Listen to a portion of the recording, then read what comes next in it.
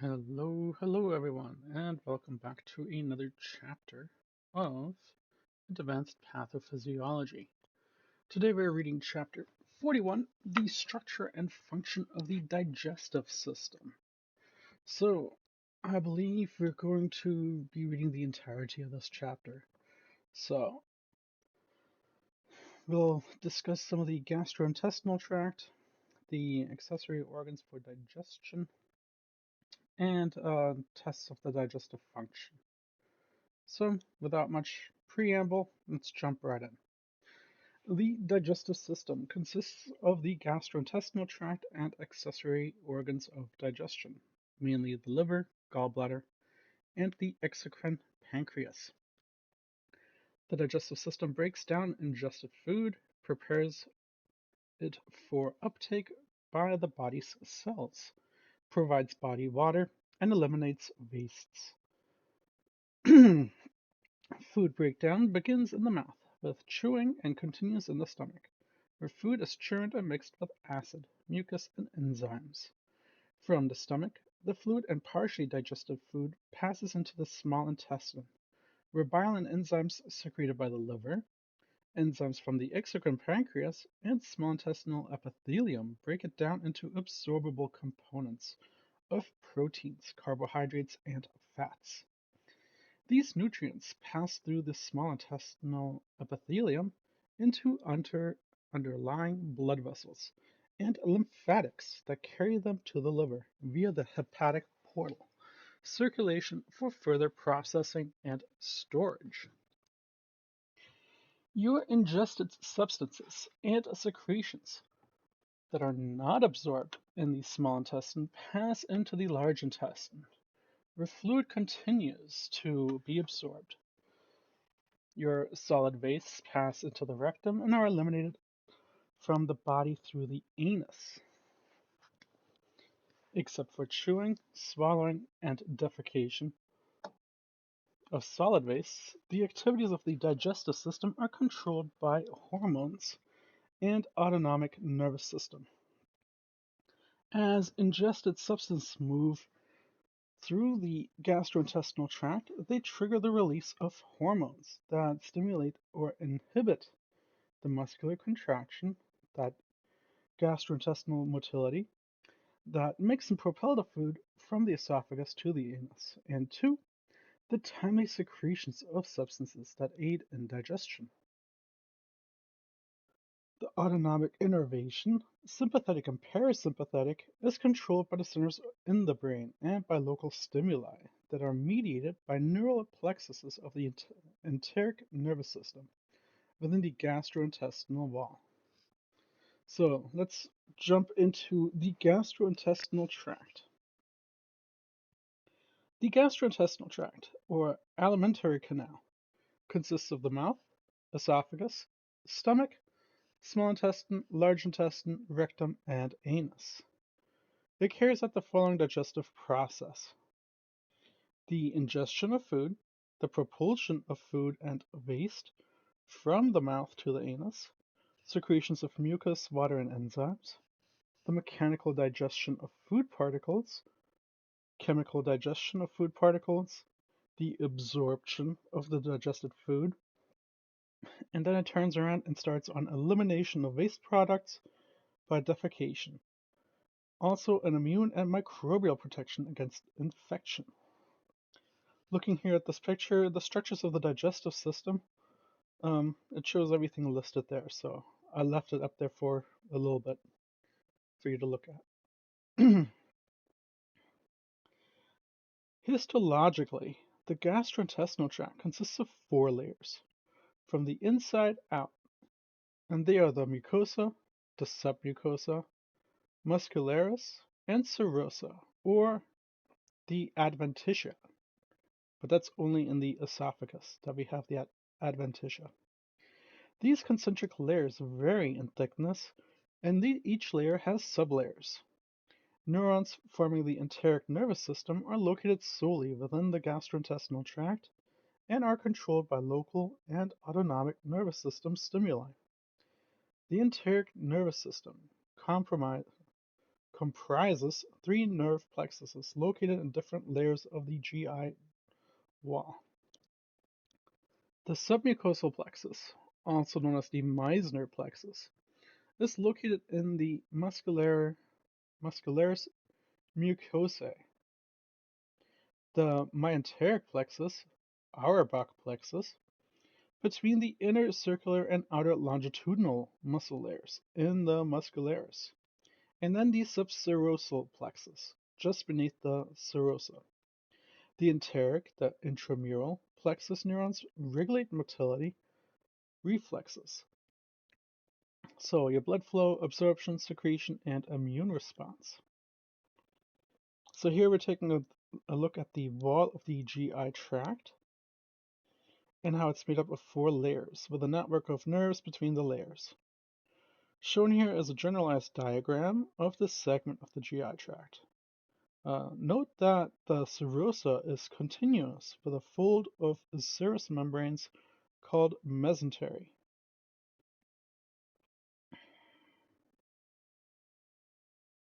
So I'll leave that up for just another moment, and we'll keep on going. So now let's talk about the mouth and the esophagus. The mouth is a site for the chewing and mixing of food with saliva. There are 32 permanent teeth in the adult mouth, generally, and they are important for speech and mastication, also known as chewing. As food particles become smaller and move around in the mouth, taste buds are continuously stimulated, adding to the satisfaction of eating. The tongue surface and soft palate contains taste buds that contain taste receptors that can distinguish salty, sour, bitter, or savory. Umami, taste of glutamate, and sweet tastes. Tastes and food odors, which stimulate the olfactory nerve, help initiate salivation and the secretion of gastric juice in the stomach. Efforts are in process to identify the taste of fat and the relationship to food selection and diet. So that leads us to salivation. The three pairs of salivary glands, the submandibular, sublingual, and parotid gland, secrete about 1 liter of saliva per day. Saliva consists mostly of water that contains varying amounts of mucus, sodium, bicarbonate, chloride, potassium, and salivary alpha amylase, the P-tyalin, an enzyme that initiates carbohydrate digestion in the mouth and the stomach.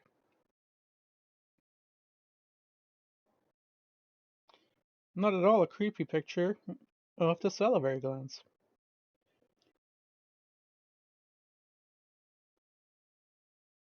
The sympathetic and parasympathetic divisions of the autonomic nervous system control salivation. Cholinergic parasympathetic fibers stimulate the salivary glands, and atropine, an anticholinergic agent, inhibit the salivation and make the mouth dry. Beta adrenergic stimulation from sympathetic fibers also increase salivary secretion. The salivary glands are not regulated by any hormones, although hormones are found in saliva, such as your cortisol, testosterone, and estradiol. The composition of saliva depends on the rate of secretion. Aldosterone can decrease the rate of secretion by increasing an exchange of sodium and potassium. Sodium and water are conserved and potassium is excreted. The bicarbonate concentration of saliva sustains a pH of roughly 7.4, which neutralizes bacterial acids and prevents tooth decay. Saliva also contains mucin, immunoglobulin A, or IgA, and other microbial substances that help prevent infection. Mucin provides lubrication. Exogenous fluoride, or fluoride in drinking water, is absorbed and then secreted in the saliva, providing additional protection against tooth decay. That leads us to the swallowing. The esophagus is a hollow, muscular tube approximately 25 centimeters in length that conducts substances from the oropharynx to the stomach. Swallowing food is moved to the stomach by peristalsis, the coordinated sequential contraction and relaxation of the outer longitudinal and inner circular layers of muscles. The pharynx and upper third of the esophagus contains striated muscles that is directly innervated by skeletal motor neurons that control swallowing. The middle third contains a mix of striated and smooth muscle, and the lower third is smooth muscle that is innervated by preganglionic cholinergic fibers from the vagus nerve. Peristalsis is stimulated when afferent fibers distributed along the length of the esophagus sense changes in the wall tension caused by stretching as food passes. The greater the tension, the greater the intensity of esophageal contraction. Occasionally, intense contractions can cause pain similar to that of heartburn or angina. Each end of the esophagus is opened and closed by a sphincter. The upper esophageal sphincter, the cricopharyngeal muscle, prevents entry of the air into the esophagus during respiration. The lower esophageal sphincter, the cardiac sphincter, prevents regurgitation from the stomach. The lower esophageal sphincter is located near the esophageal hiatus, the opening in the diaphragm where the esophagus ends at the stomach. Swallowing is a complex event mediated by the trigeminal nucleus, nucleus tractus solitarius, and reticular formation of the brainstem, and also involves other brain regions, including the insulum, the claustrum, and the cerebellum. Swallowing occurs in two phases: the oropharyngeal voluntary phase and the esophageal involuntary phase. During the oral and pharyngeal phases of swallowing, food is segmented into the bolus by the tongue and forced posteriorly toward the pharynx as the tongue pushes upward against the hard palate. The superior constrictor muscle of the pharynx contracts, preventing movement of food into the nasopharynx.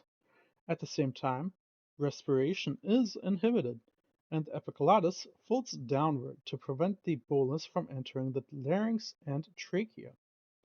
The movement of the tongue and the pharyngeal constrictor propel the food into the esophagus in a series of coordinated events taking less than 1 to 2 seconds. During the esophageal phase of swallowing, the bolus is transported to the stomach by the coordinated sequential contraction and relaxation of outer longitudinal and inner circular layers of smooth muscle. The wave of relaxation reduces resistance and allows food to pass, after which the wave of contraction pushes food farther along. The terminal 1 to 2 centimeter portion of the musculature forms the lower esophageal sphincter, which relaxes just before the arrival of the peristaltic wave. The sphincter muscle return to their resting tone after the bolus of food passes into the stomach. The esophageal phase of swallowing takes about 5 to 10 seconds, with the bolus moving 2 to 6 centimeters per second. Throughout swallowing, the sphincters and esophagus work in concert with the peristaltic wave that moves food from the mouth to the stomach. Peristalsis, that immediately follows the oropharyngeal phase of swallowing, is called primary peristalsis. If a bolus of food becomes stuck in the esophageal lumen, the distension of the esophageal wall stimulates secondary peristalsis, a wave of contraction and relaxation that is independent of voluntary swallowing. This is in response to the stretch receptors that are stimulated by increased wall tension, causing an increase in impulses from the swallowing center of the brain. The lower esophageal sphincter is normally constricted and serves as a barrier between the stomach and the esophagus. The muscle tone of the lower sphincter changes with neural and hormonal stimulation and relaxes with swallowing. Cholinergic vagal stimulation and the digestive hormone, gastrin, increases sphincter tone. Non-adrenergic, non-cholinergic vagal impulses relax and lower esophageal sphincter, as do the hormones progesterone, secretin, and glucagon. So now we're up to the stomach, or down to the stomach. The stomach is a hollow muscular organ that stores food during eating, secretes digestive juices, mixes food with these juices, and propels partially digested food, called chyme, into the duodenum of the small intestine. The anatomy of the stomach is presented in this figure. Its major anatomic boundaries are the lower esophageal sphincter, where food passes through the cardiac orifice at the gastroesophageal junction into the stomach, and the pyloric sphincter, which relaxes as food is propelled into the duodenum. Functional areas of the stomach are the fundus, the upper portion, the body, which is the middle portion, and the antrum, which is the lower portion. The stomach has three layers of smooth muscle: an outer, longitudinal layer, a middle, a circular layer, and an inner, oblique layer, the most prominent. These layers become progressively thicker in the body and atrium, where food is mixed, churned, and pushed into the duodenum. The circular layer is most prominent, and the oblique layer is the least complete. The longitudinal layer is absent on the anterior and posterior surface. The glandular epithelium is discussed in the section of gastric secretion. So here we're taking a look at the stomach. A portion of the anterior wall has been cut away to reveal the muscle layers of the stomach wall. Note that the mucosal lining and the stomach forms folds called rugae. The dashed lines distinguish the fundus, body, and antrum of the stomach.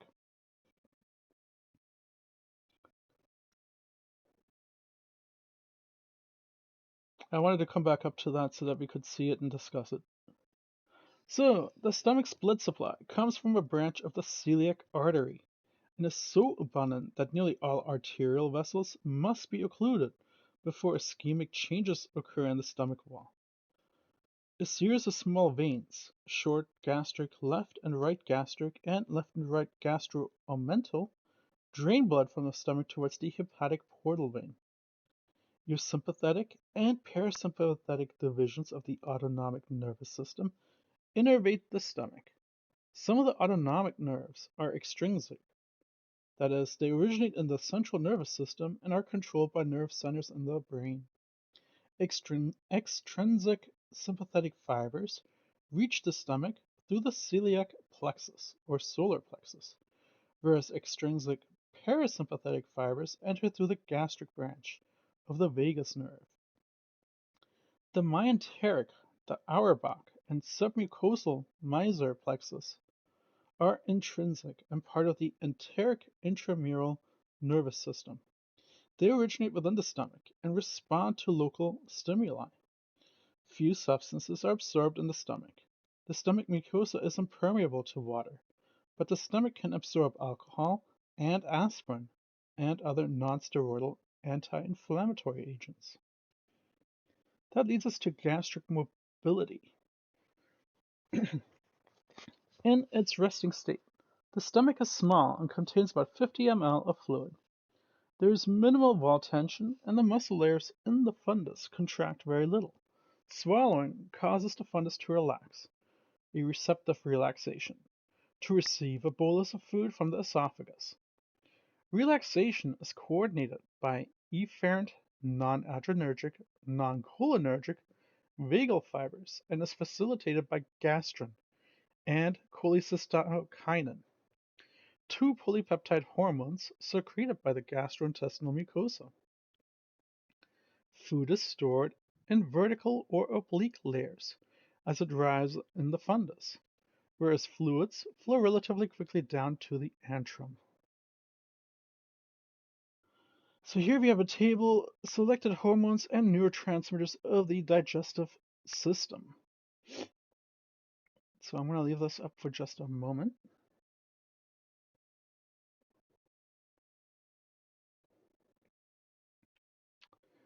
It does say here, note, the digestive hormones are not secreted into the gastrointestinal lumen, but instead into the bloodstream, where they travel to target tissues. There are more than 30 peptide hormone genes expressed in the gastrointestinal tract, and more than 100 hormonally active peptides. The green types indicate a neurotransmitter.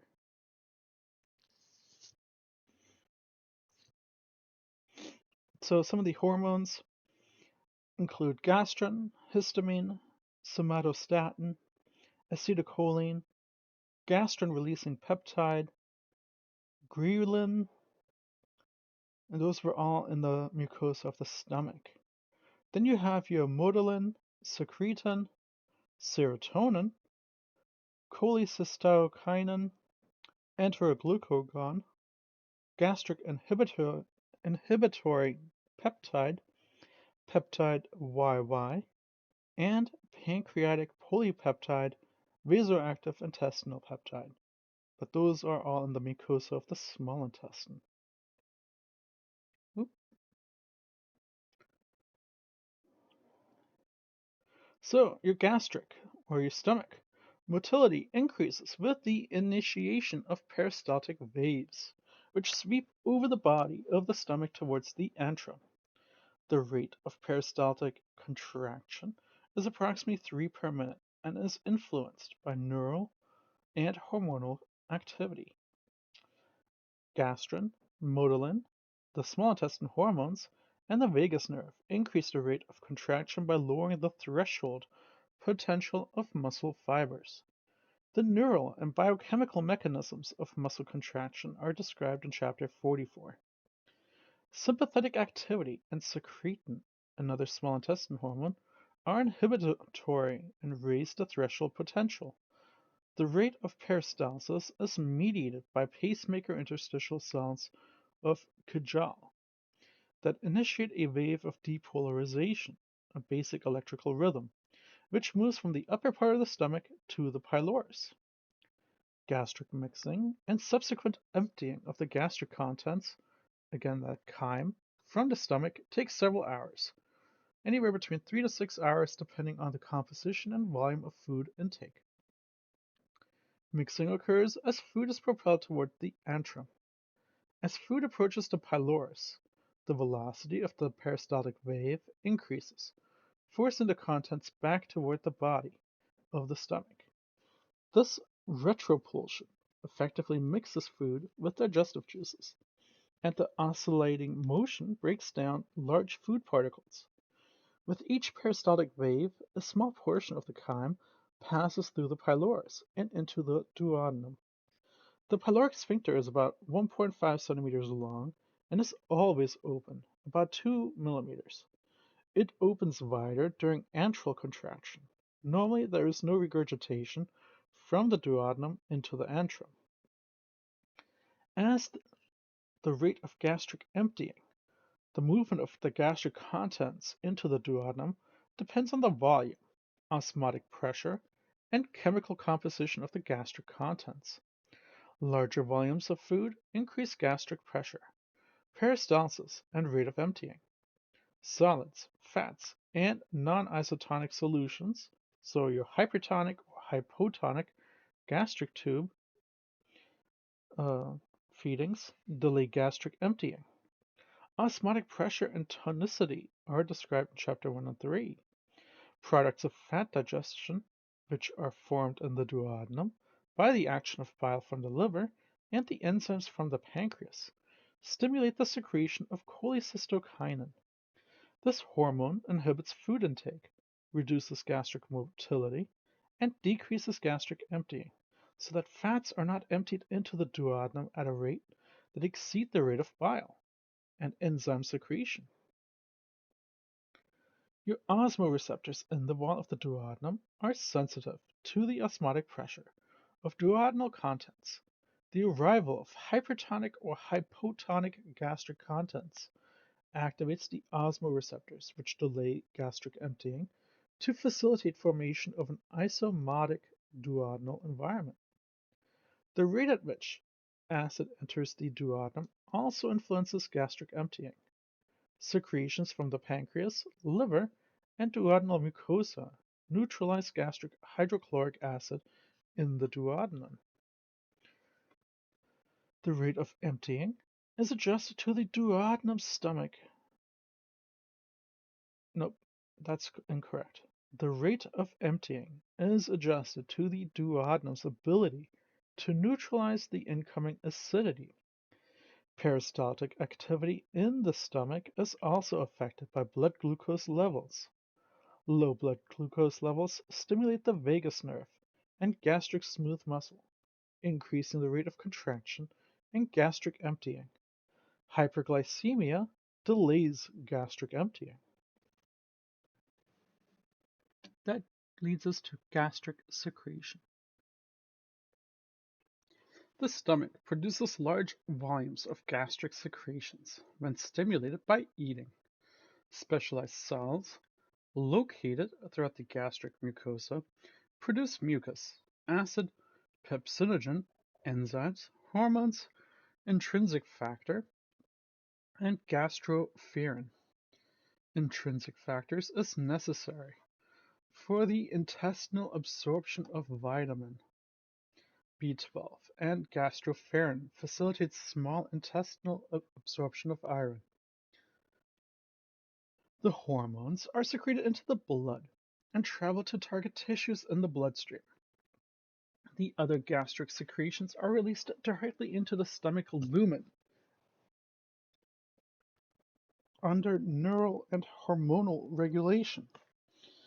Mucus covering the entire mucosa, intercellular tight junctions, bicarbonate secretion, and submucosal acid sensors form a protective barrier against acid and proteolytic enzymes, which otherwise would damage the gastric lining. In the fundus, the body of the stomach, the gastric glands of the mucosa of the primary secretory units, several of these glands, 3 to 7, empty into the common duct, known as the gastric pit. The parietal cells, the oxyntic cells, within the glands secrete hydrochloric acid, intrinsic factor, and gastroferrin. The chief cells within the glands secrete pepsinogen, an enzyme precursor that is readily converted to pepsin, a proteolytic enzyme in the gastric fluid and acidic lipase. The pyloric gland, mucosa in the antrum, synthesizes and releases the hormone gastrin from G cells. Enterochromoafin-like cells secrete histamine, and D cells secrete somatostatin. So here we're taking a quick peek at the gastric pits and gastric gland. Gastric pits are depressions in the epithelial lining of the stomach. At the bottom of each pit is one or more tubular gastric gland. Chief cells produce the enzymes of gastric juice, and parietal cells produce stomach acid. So I'll leave that up for just a moment.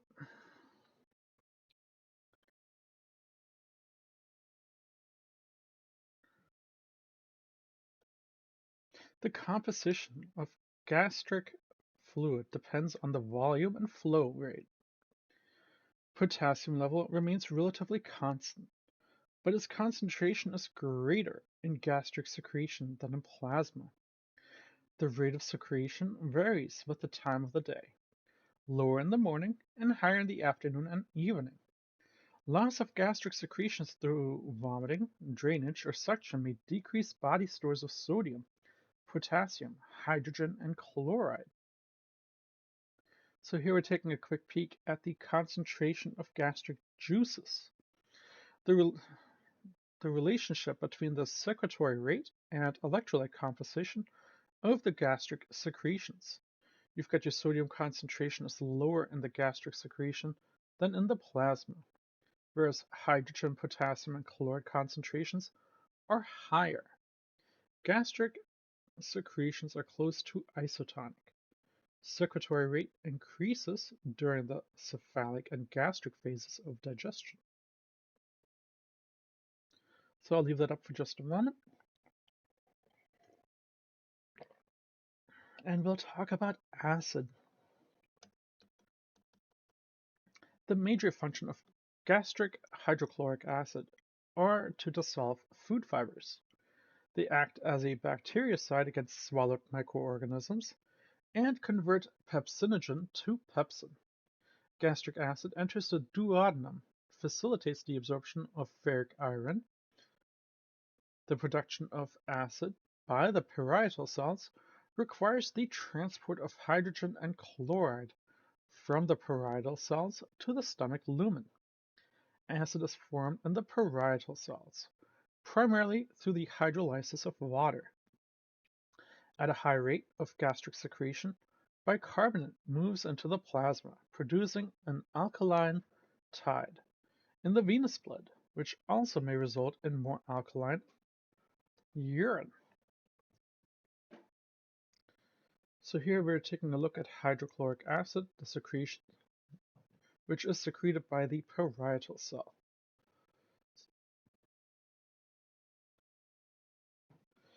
Acid secretion is stimulated by the vagus nerve, which releases acetylcholine and stimulates the secretion of gastrin. Gastrin then stimulates the release of histamine from enterochromaffin-like cells in the gastric mucosa. Histamine stimulates acid secretion by activating histamine receptor, or H2 receptors, on acid-secreting parietal cells.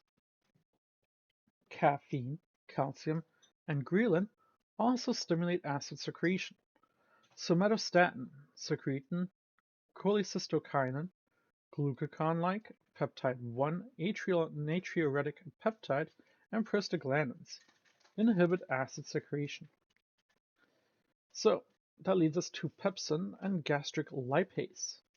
Acetylcholine, through vagal stimulation during the cephalic and gastric phases, is the strongest stimulation for pepsin secretion. The precursor, pepsinogen, is quickly converted to pepsin at a pH of 2. Acid also stimulates a local cholinergic reflex and stimulates chief cells to secrete pepsin. Gastrin and secretin are weaker pepsinogen secretagogues. Pepsin is a proteolytic enzyme that breaks down protein-forming polypeptides in the stomach. Once chyme has entered the duodenum, the alkaline environment of the duodenum inactivates pepsin.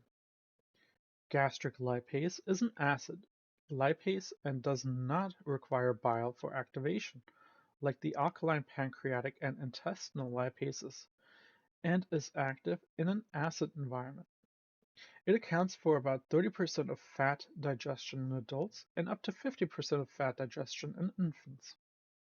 It cleaves only one monoglyceride from triglyceride, so is less efficient than alkaline lipase. Your mucus. The gastric mucosa is protected from digestive actions of acid and pepsin by intra or intercellular tight junctions, a coating of mucus called the mucosal barrier, and a rich gastric mucosal blood flow. The quality and quantity of mucus and the tight junctions between the epithelial cells make gastric mucosa relatively impermeable to acid. Prostaglandins and nitric oxide protect the mucosal barrier by stimulating the secretion of mucus and bicarbonate, and by inhibiting the secretion of acid. Your intrinsic factor, a mucoprotein produced by parietal cells, combines with vitamin B12 in the stomach. It is required for the absorption of vitamin B12 by the ileum. Atrophic gastritis and failure to absorb vitamin B12 results in pernicious anemia. The phases of gastric secretion. The secretion of gastric juices is influenced by numerous stimuli that together facilitate the process of digestion. The phases of gastric secretion are the following: the cephalic phase, the gastric phase, and finally the intestinal phase.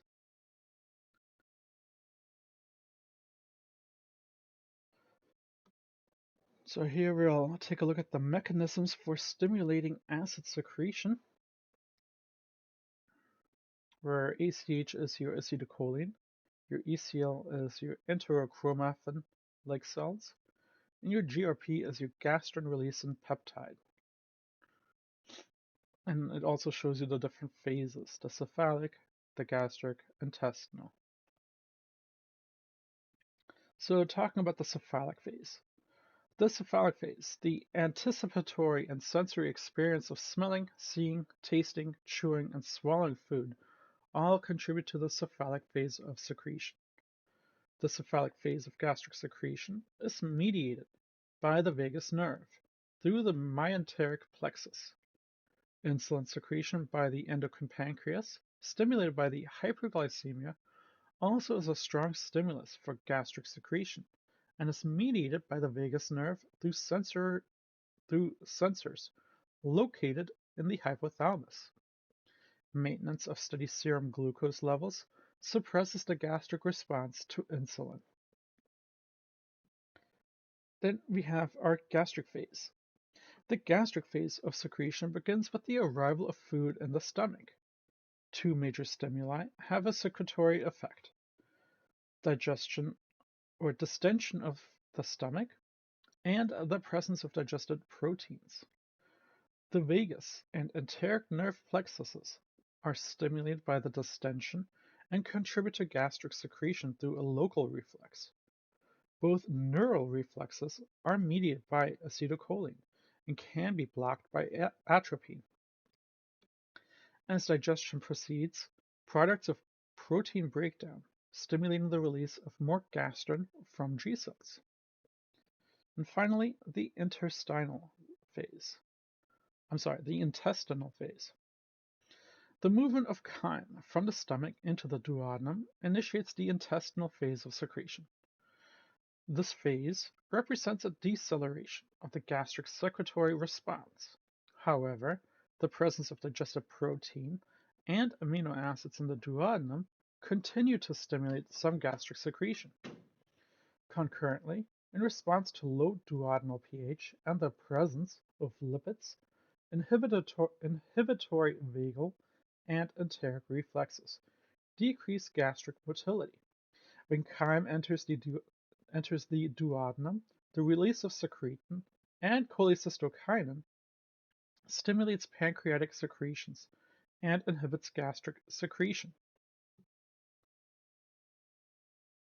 So that lets us jump into the small intestine, even though there's nothing small about it. The small intestine is coiled with the peritoneal cavity and is about 5 to 6 meters long. Functionally, it is divided into 3 segments: the duodenum, jejunum, and ileum.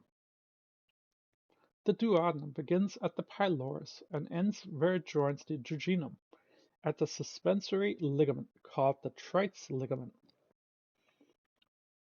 The end of the jejunum and the beginning of the ileum are not distinguished by an anatomic marker.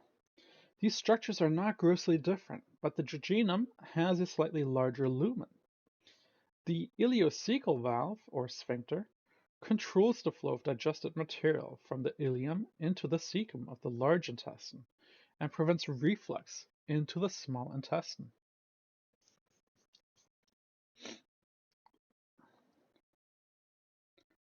So here you have a figure of the small intestine. The duodenum. Let me leave that up there for just a moment. I can read and let it be up.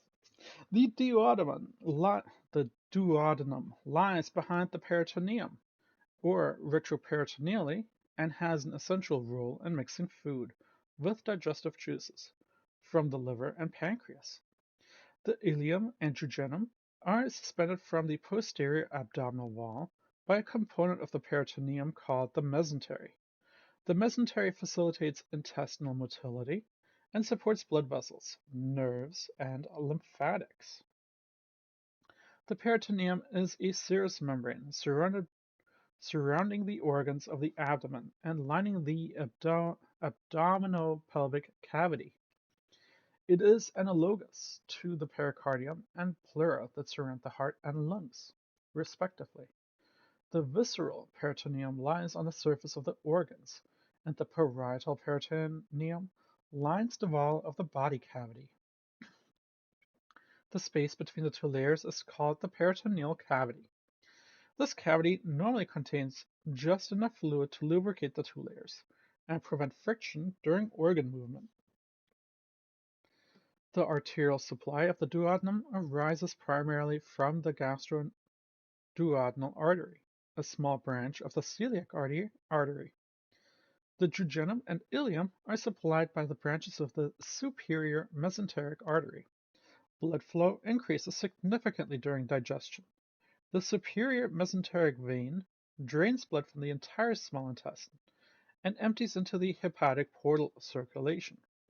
The regional lymphatics drain into the thoracic ducts, which empty into the subclavian vein. Enteric nerves from both divisions of the autonomic nervous system innervate the small intestine.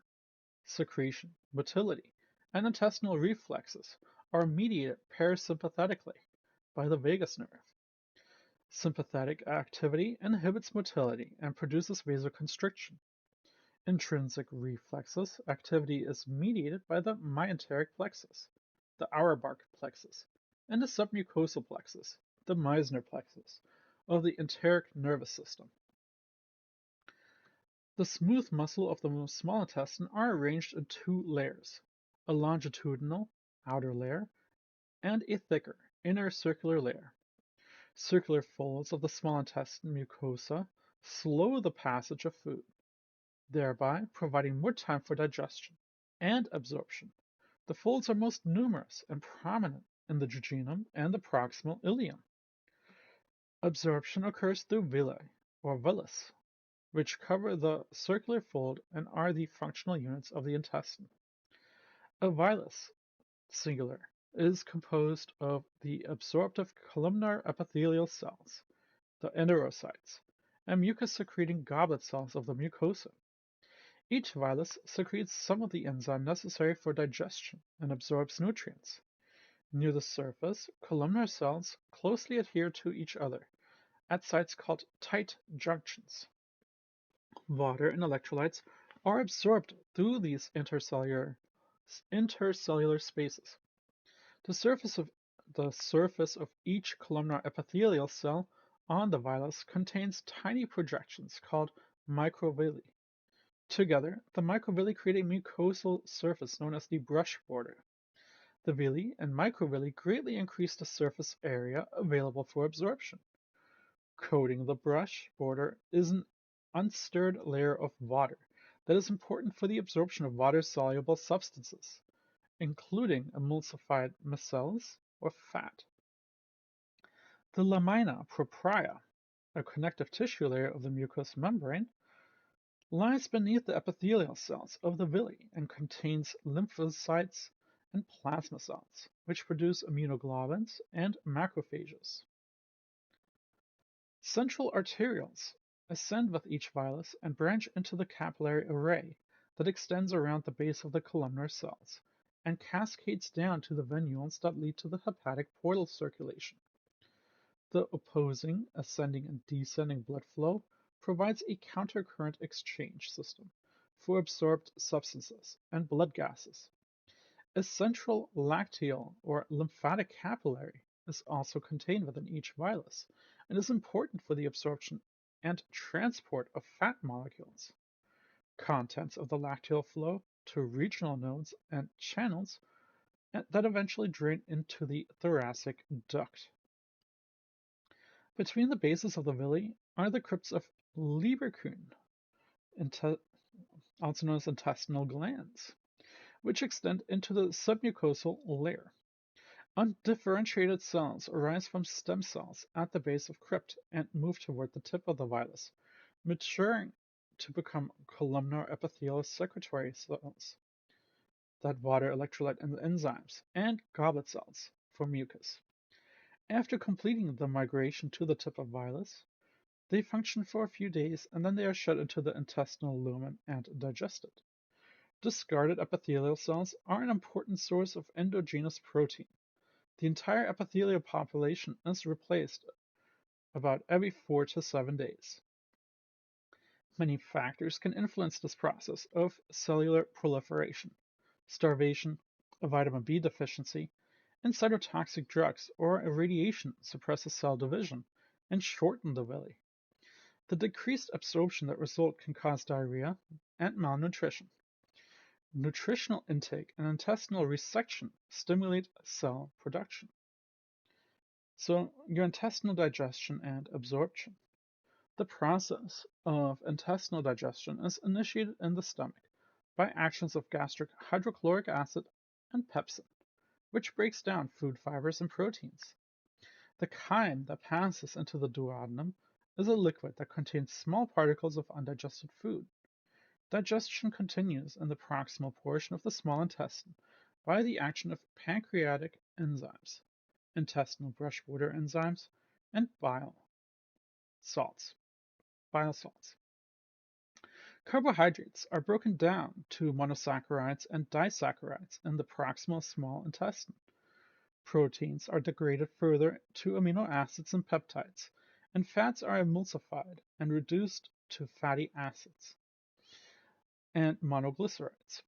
These nutrients, along with water, vitamins, and electrolytes, are absorbed across the intestinal mucosa and into the blood by active transport, diffusion, or facilitated diffusion. Products of carbohydrate and protein breakdown move into vilus, capillaries, and then to the liver through the hepatic portal vein. Digested fats move into the lacteal and eventually reach the liver through the systemic circulation. Intestinal motility exposes nutrients to a large mucosal surface area by mixing chyme and moving it through the lumen. Different segments of the gastrointestinal tract absorb different nutrients. Digestion and absorption of all major nutrients occur in the small intestine. And here are some sites that show where absorption happens. So your sources of digestive enzymes, your salivary gland is your amylase and lingual lipase. Again, your stomach has that pepsin and gastric lipase, and your pancreas has amylase, trypsin, your chymotrypsin, your carboxypeptidase, and elastase. It also has your lipase colipase, your phospholipase A2, and cholesterol esterase non-specific lipase. Our small intestine has enterokinase, disaccharidases, so your maltases, your sucrases, your lactases, your alpha and alpha-1 trihalases, your isomaltase, your peptidases, your amino oligopeptidase, and dipeptidases.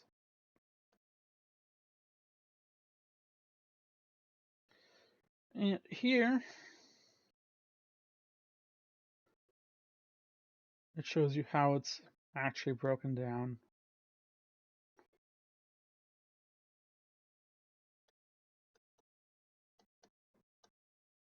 Digestion and absorption of foodstuff. So I'm going to leave this up for just a moment. You can take a look at it.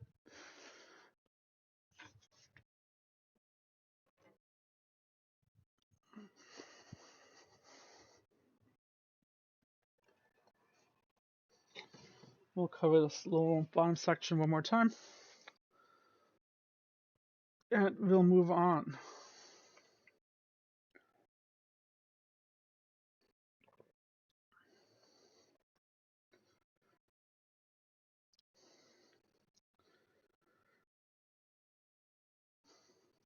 So here we have sites of absorption of major nutrients. That alcohol, again, absorbed in the stomach. Your carbohydrates, your water-soluble vitamins, the rest of that, 80% of alcohol. Your sodium, potassium, we have a vitamin B12, bile, water, fats. Amino acids, fat-soluble vitamins, calcium, magnesium, iron, all in that small intestine. And then again, sodium, potassium, your acids and bases, and water.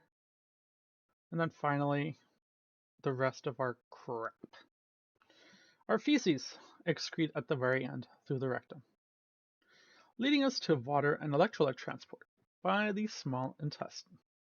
The epithelial cell membranes of the small intestine are formed of lipids and therefore are hydrophobic or tend to repel water. Therefore, water and electrolytes are transported in both directions, through the tight junction and intercellular spaces, rather than across cell membranes. Water diffuses passively across the hydrostatic pressure and osmotic gradients established by the active transport of sodium and other substances. Approximately 85 to 90% of water that enters the gastrointestinal tract each day is absorbed in the small intestine. The remaining water and electrolytes are absorbed at a constant rate in the large intestine. Sodium passes through tight junctions and is actively transported across cell membranes. Sodium and glucose share a common active transport carrier, that's sodium glucose ligand transporter, or SGLT1, so that sodium absorption is enhanced by glucose transport. Potassium moves passively across the tight junctions with changes in the electrochemical gradient. Chloride is actively secreted through the large and small intestine. So that leads us to your monosaccharides and sodium transport. Your schematic showing a monosaccharide and sodium transport through the small intestine epithelium. Glucose, galactose, and sodium are transported into the epithelial cells by sodium glucose ligand transporter 1. So again, we see that intestinal lumen, the brush border, your intracellular region, and your capillary and villi. So carbohydrates. Only monosaccharides, the ribose, galactose, glucose, and fructose, are absorbed by the intestinal mucosa. The complex carbohydrates, your polysaccharides, and your oligosaccharides must be hydrolyzed to their most simplest form. The major disaccharides are sucrose, your glucose-fructose, your maltose, glucose-glucose, and lactose, glucose-galactose.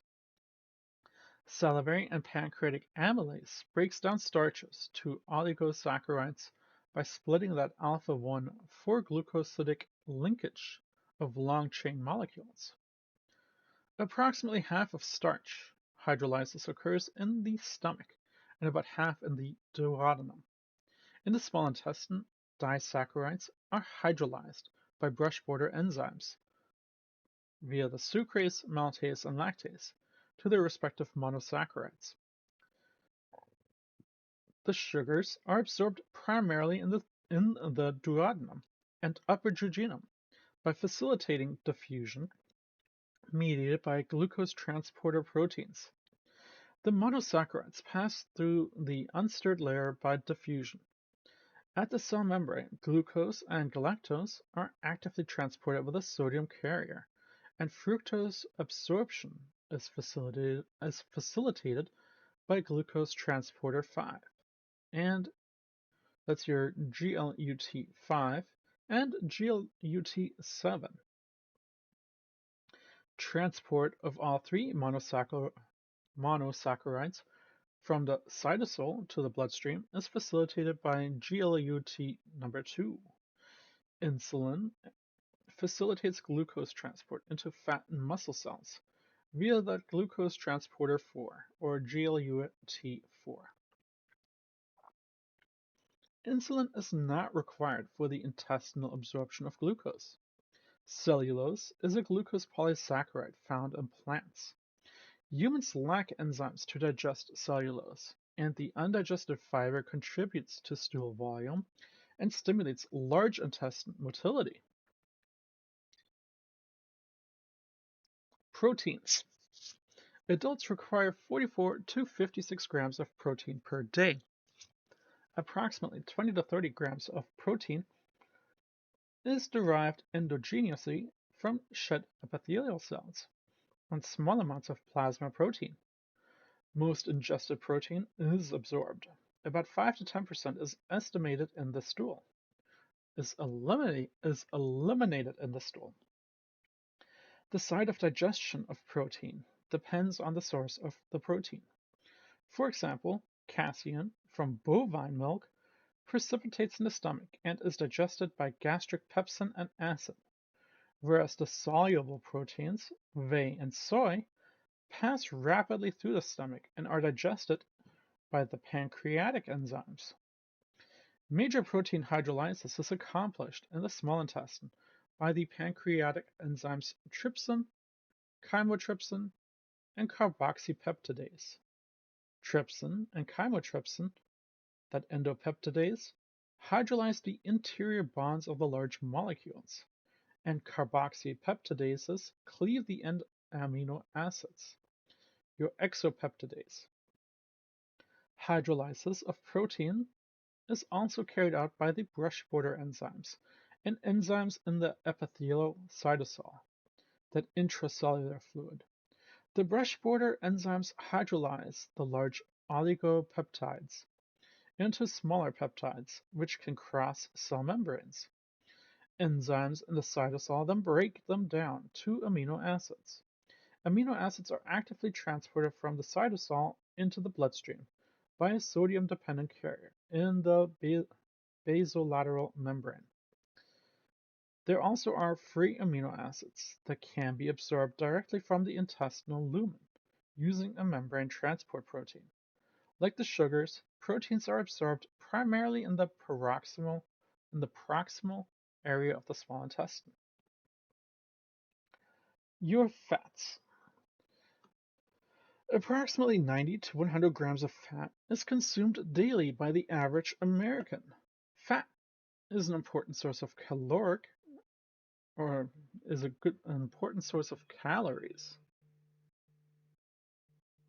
and is a primary structural component of cell membranes and organelles. Sources of dietary fat are reviewed here in this following box. Although triglycerides are the major dietary lipids, cholesterol, phospholipids, and fat-soluble vitamins also have nutritional importance.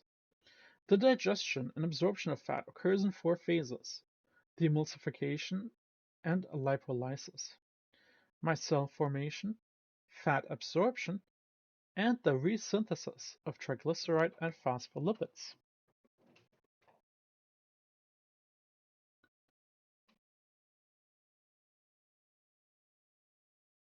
The mechanical action of the stomach and the small intestine disperses the triglyceride droplets into small particles. Emulsification is the process by which emulsifying agents, your fatty acids, your monoglycerides, lecithin, cholesterol, protein, and bile salts in the small intestinal lumen cover the small fat particles and prevent them from reforming into fat droplets. Emulsified fat is then ready for lipolysis by lingual and gastric lipase, pancreatic lipase, phospholipase, and hydrolase. Lipase breaks down triglycerides to diglycerides and monoglycerides, free fatty acids, and glycerol. The action of alkaline lipases requires the presence of colipase, a pancreatic coenzyme that allows lipase to penetrate the triglyceride molecule. Phospholipases cleaves fatty acids from phospholipids, and cholesterol esterase breaks cholesterol esters into fatty acids and glycerol. The product of lipase hydrolysis must be made water-soluble if they are to be absorbed efficiently from the intestinal lumen. This is accomplished by the formation of water-soluble molecules known as micelles. Micelles are formed of bile salts and products of fat hydrolysis, fat-soluble vitamins, and cholesterol. The fats form the core of the micelle, and the polar bile salts form an outer shell, with hydrophobic or water-repelling side facing the interior of the hydrophilic, water-loving side facing the aqueous, water-like content of the intestinal lumen. Because the unstirred layer of the brush border is aqueous, the micelles readily diffuse through it. The micelles maintain the fat molecules in the dissolved and soluble form, which allows them to move more rapidly from the micelle toward the absorbing surface of the intestinal epithelium. The fat products of the micelles then readily diffuse through the epithelial cell membrane, while the bile salts remain in the lumen and proceed to the ileum, where they are absorbed into the circulation and returned to the liver via the enterohepatic circulation. Almost all of the bile salts are recycled in this way.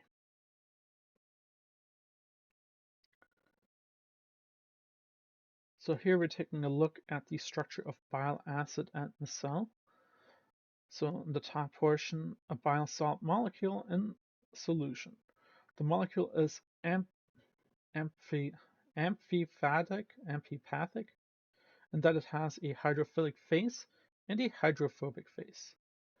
The amphipathic structure is key in the ability of the bile salts to emulsify lipids and form micelles. And then the bottom portion shows a model of the structure of the bile salt lipid mixed micelle, an emulsified fat. So I'll leave that up for just a moment.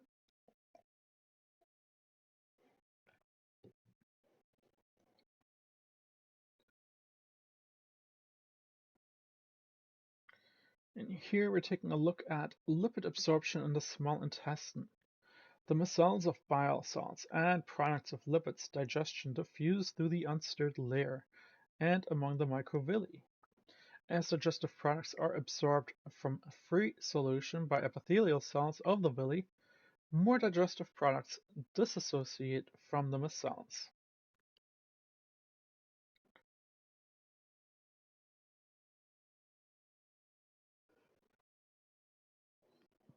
When the fat products reach the inside of the epithelial cells, they are resynthesized into triglycerides and phospholipids. The triglycerides are covered with phospholipids, lipoproteins, and cholesterol to become particles called chylomicrons. The chylomicrons travel to the basolateral membrane of the columnar epithelial cells, where they are extruded into the intercellular spaces of the vilus. From here, they enter the lacteals and lymphatic channels and eventually the systemic circulation. So, minerals and vitamins. The recommended intake of calcium ranges anywhere from 1,000 to 1,500 milligrams per day. Between 500 and 600 milligrams is secreted or shed into the lumen with desquamated epithelial cells. Not all of this calcium is absorbed. Daily absorption of calcium is approximately 600 milligrams. This amount increases with increased intake. When its concentration in the lumen is greater than 5 milligrams of mole or mmol per liter, calcium is absorbed by passive diffusion. At concentrations less than 5 mmol per liter, calcium is transported actively across the cell membranes, bound to a carrier protein. The carrier formation requires the presence of the active form of vitamin D3. The calcium protein complex moves into the epithelial cells where the calcium binds to proteins or other substances. Then these complexes move through the basolateral membrane into the interstitial fluid by diffusion or active transport. Calcium is absorbed throughout the small intestine, but primarily in the ileum. Increased serum calcium concentration inhibits parathyroid hormone, which in turn decreases the formation of vitamin D3 by the kidney, thus regulating calcium absorption.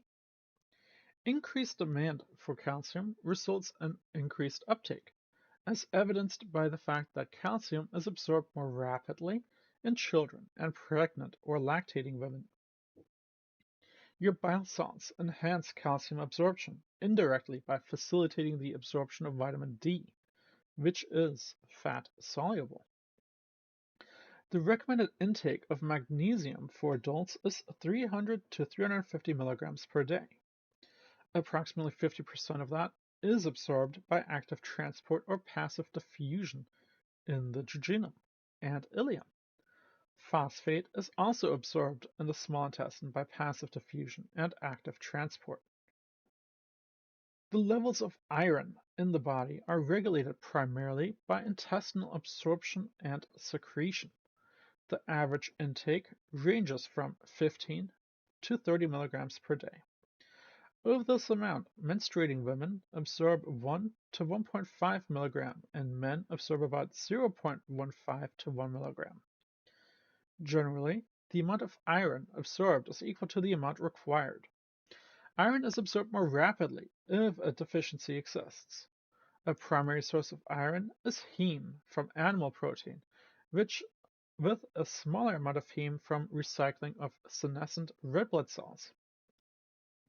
This iron is rapidly absorbed by the epithelial cells, primarily in the proximal duodenum. Inorganic iron, iron in fruits, cereals, eggs, and vegetables, is also readily absorbed. The presence of gastric acid and vitamin C in the duodenum reduces ferric iron to ferrous iron, which is therefore more easily absorbed. Calcium phosphate and phosphoproteins, milk and antacids, in the intestinal lumen bind iron and reduce absorption. T also binds iron and inhibits absorption by forming iron tannate complexes. Iron is bound to the intestinal transferrin in the lumen and is absorbed and bound to the protein ferritin and to amino acid chelates in the cytosol of the enterocytes. Transport of iron across the basolateral membrane is determined by the amount of iron in the circulation. It is transported in the blood by plasma transferrin, a glycoprotein, and is carried to body tissues. When there is less need for iron, it remains on the enterocyte as ferritin and is carried into the lumen where the cell is sloughed from the end of the villus. Following hemorrhage, the intestinal cells require 3 days to increase their rate of iron absorption. This is because the need for iron is perceived by the precursor stem cell in the crypts of Leberkuhn, and they take 3 days to mature and migrate to the tips of the villi, where they absorb more iron. Hepcidin is a protein synthesized by the liver that inhibits apical uptake of iron by enterocytes and modulates iron trafficking. The absorption of vitamins is summarized in Table 41.2. Most of the water-soluble vitamins are absorbed passively or by sodium-dependent active transport. Most vitamin B12, cobalamin, is bound to intrinsic factors, making it resistant to digestion and absorbed in the terminal ileum, although a small amount of vitamin is absorbed in its free unbound form.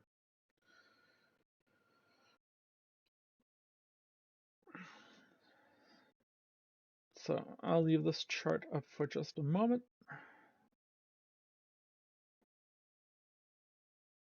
So good thing to remember is fat-soluble vitamins are A, D, E, K, whereas your water-solubles are B, niacin, C, folic, again B's, and pantothenic and biotin. So intestinal motility. The movement of the small intestines facilitates digestion and absorption. Chyme, leaving the stomach and entering the duodenum, stimulates intestinal movement that helps blend secretion from the liver, gallbladder, pancreas, and intestinal gland. A churning motion brings the luminal content into the contact of the absorbing cells of the villi. Propulsive movement then advances the chyme towards the large intestine. Intestinal motility is regulated by the enteric nervous system, vagal stimulation, and hormones. Two movements promote motility. You have the haustral segmentation, localized rhythmic contractions of circular smooth muscle divide and mix the chyme, enabling the chyme to have contact with digestive enzymes and the absorbent mucosal surface, and then propel it toward the large intestine. And then you also still have your peristalsis. Waves of contraction along short segments of longitudinal smooth muscle allow time for digestion and absorption. The intestinal villi move with contraction of the muscularis mucosa, a thin layer of muscle separating the mucosa and submucosa, with absorption promoted by the swaying of the villi in the luminal content.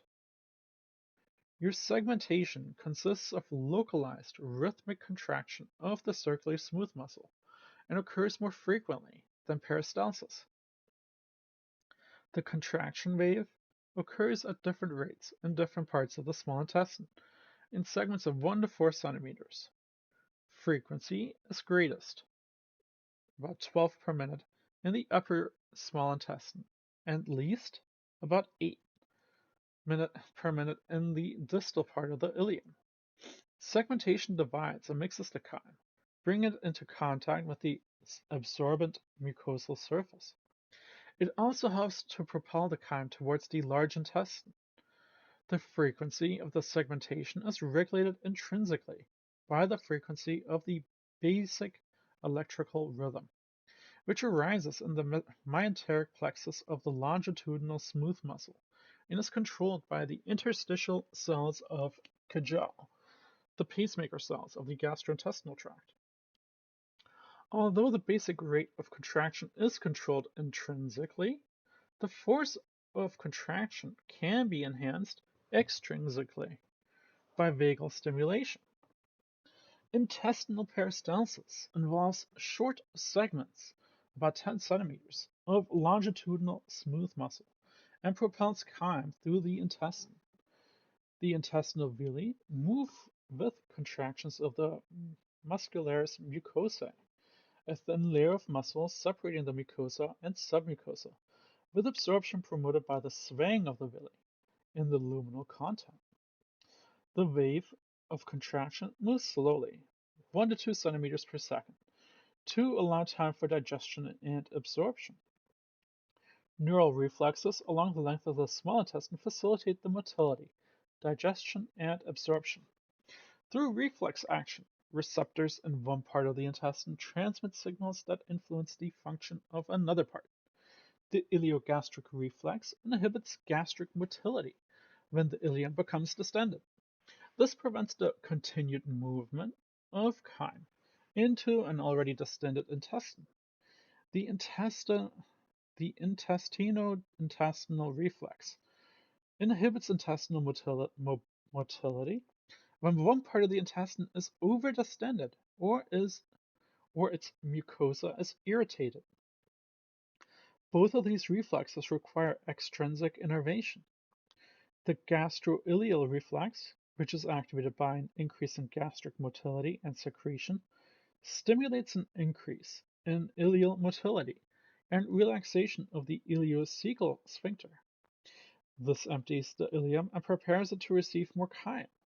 The gastroileal reflex is probably regulated by the hormone gastrin and cholecystokinin, or through the autonomic nerves.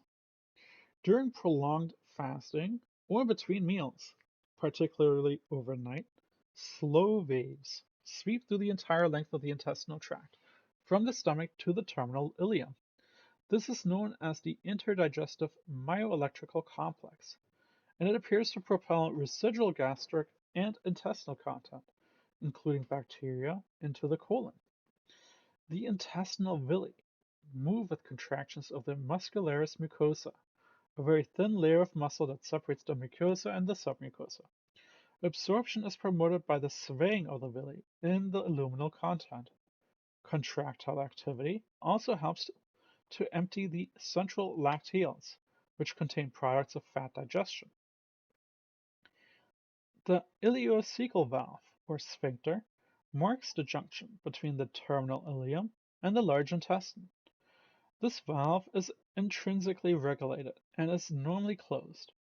The arrival of peristaltic waves from the last few centimeters of the ileum causes the ileocecal valve to open, allowing a small amount of chyme to pass through. Distension of the upper large intestine causes the sphincter to constrict, preventing further distension or retrograde flow of intestinal content. So now we finally made it to the large intestine. The large intestine is approximately 1.5 meters long and consists of a cecum, appendix, colon, rectum, and anal canal. The cecum is a pouch that receives chyme from the ileum.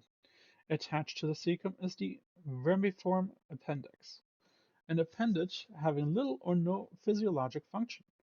From the cecum, chyme enters the colon, a 4-part length of intestine that loops upward, traverses the abdominal cavity, and descends to the anal canal. The 4 parts of the colon are the ascending colon, transverse colon, descending colon, and sigmoid colon. 2 sphincters control the flow of intestinal content through the cecum and colon. The ileocecal valve, which admits chyme from the ileum to the cecum, and the rectosigmoid, Oberon's sphincter, which controls the movement of wastes from the sigmoid colon into the rectum. A thick 2.5 to 3 centimeter portion of smooth muscle surrounds the anal canal, forming the internal anal sphincter. Overlapping it distally is the ostriated skeletal muscle of the external and anal sphincter. So here we have a picture of the large intestine. A structure of the large intestine. And portion B, a microscopic cross-section illustrating cellular structures of the large intestine. The wall of the large intestine is lined with columnar epithelium, in contrast to the villi characteristic of the small intestine. The longitudinal layer of the muscularis is reduced to become the Tinea coli. So I'll leave that up for just a moment, so you can get familiarized with basic anatomy and physiology in that sense. Your ascending colon, your transverse colon, your descending colon, that's sigmoid colon and rectum.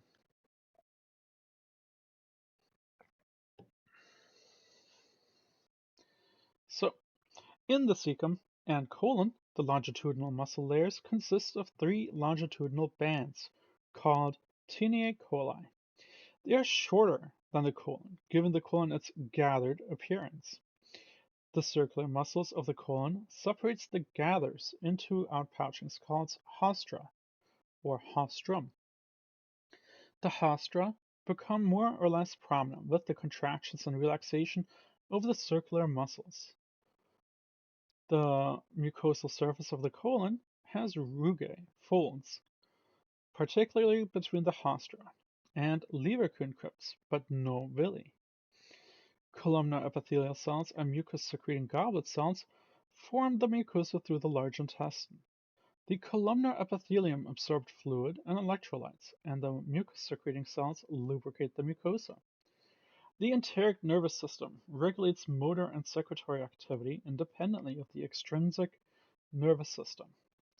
Extrinsic parasympathetic innervation occurs through the vagus nerve and extends from the cecum up to the first part of the transverse colon.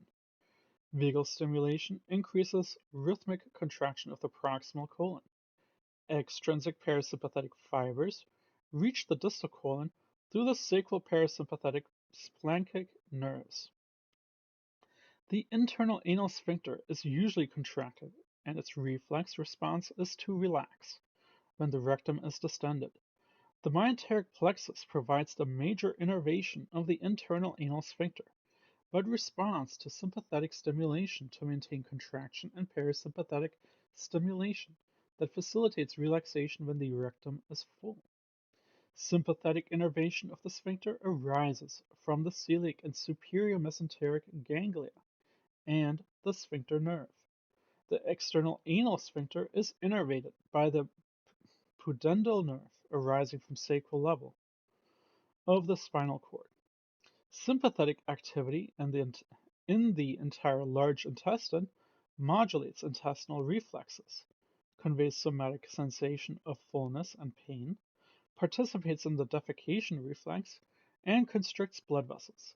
The blood supply of the large intestine and rectum is derived primarily from branches of the superior and inferior mesenteric artery. The primary type of colonic movement is segmental.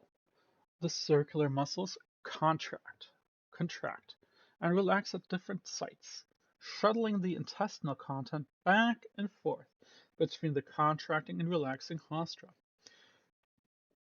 The movements massage the intestinal contents, called the fecal mass at that point, and facilitate the absorption of water. Propulsive movement occur with the proximal to distal contraction of several haustral units. Peristaltic movement also occurs and promote the emptying of the colon.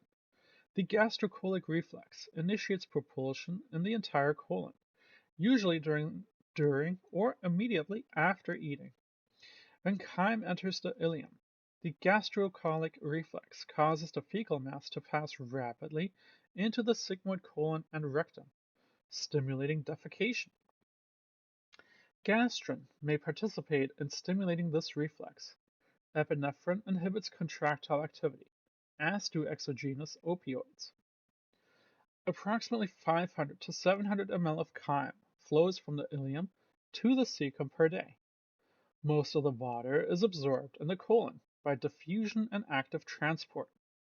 Aldosterone increases colon membrane permeability to sodium, thereby increasing both the diffusion of sodium into the cell and the active transport of sodium across the basolateral membrane to the interstitial fluid.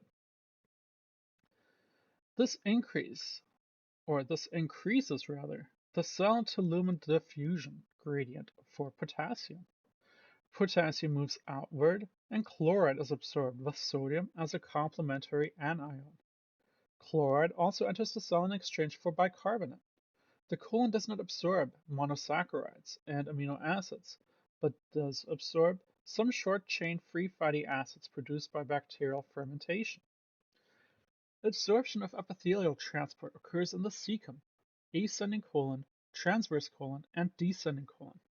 By the time the fecal mass enters the sigmoid colon, the mass consists entirely of wastes and is called feces, composed of food residue, unabsorbed gastrointestinal secretions, shed epithelial cells, and bacteria.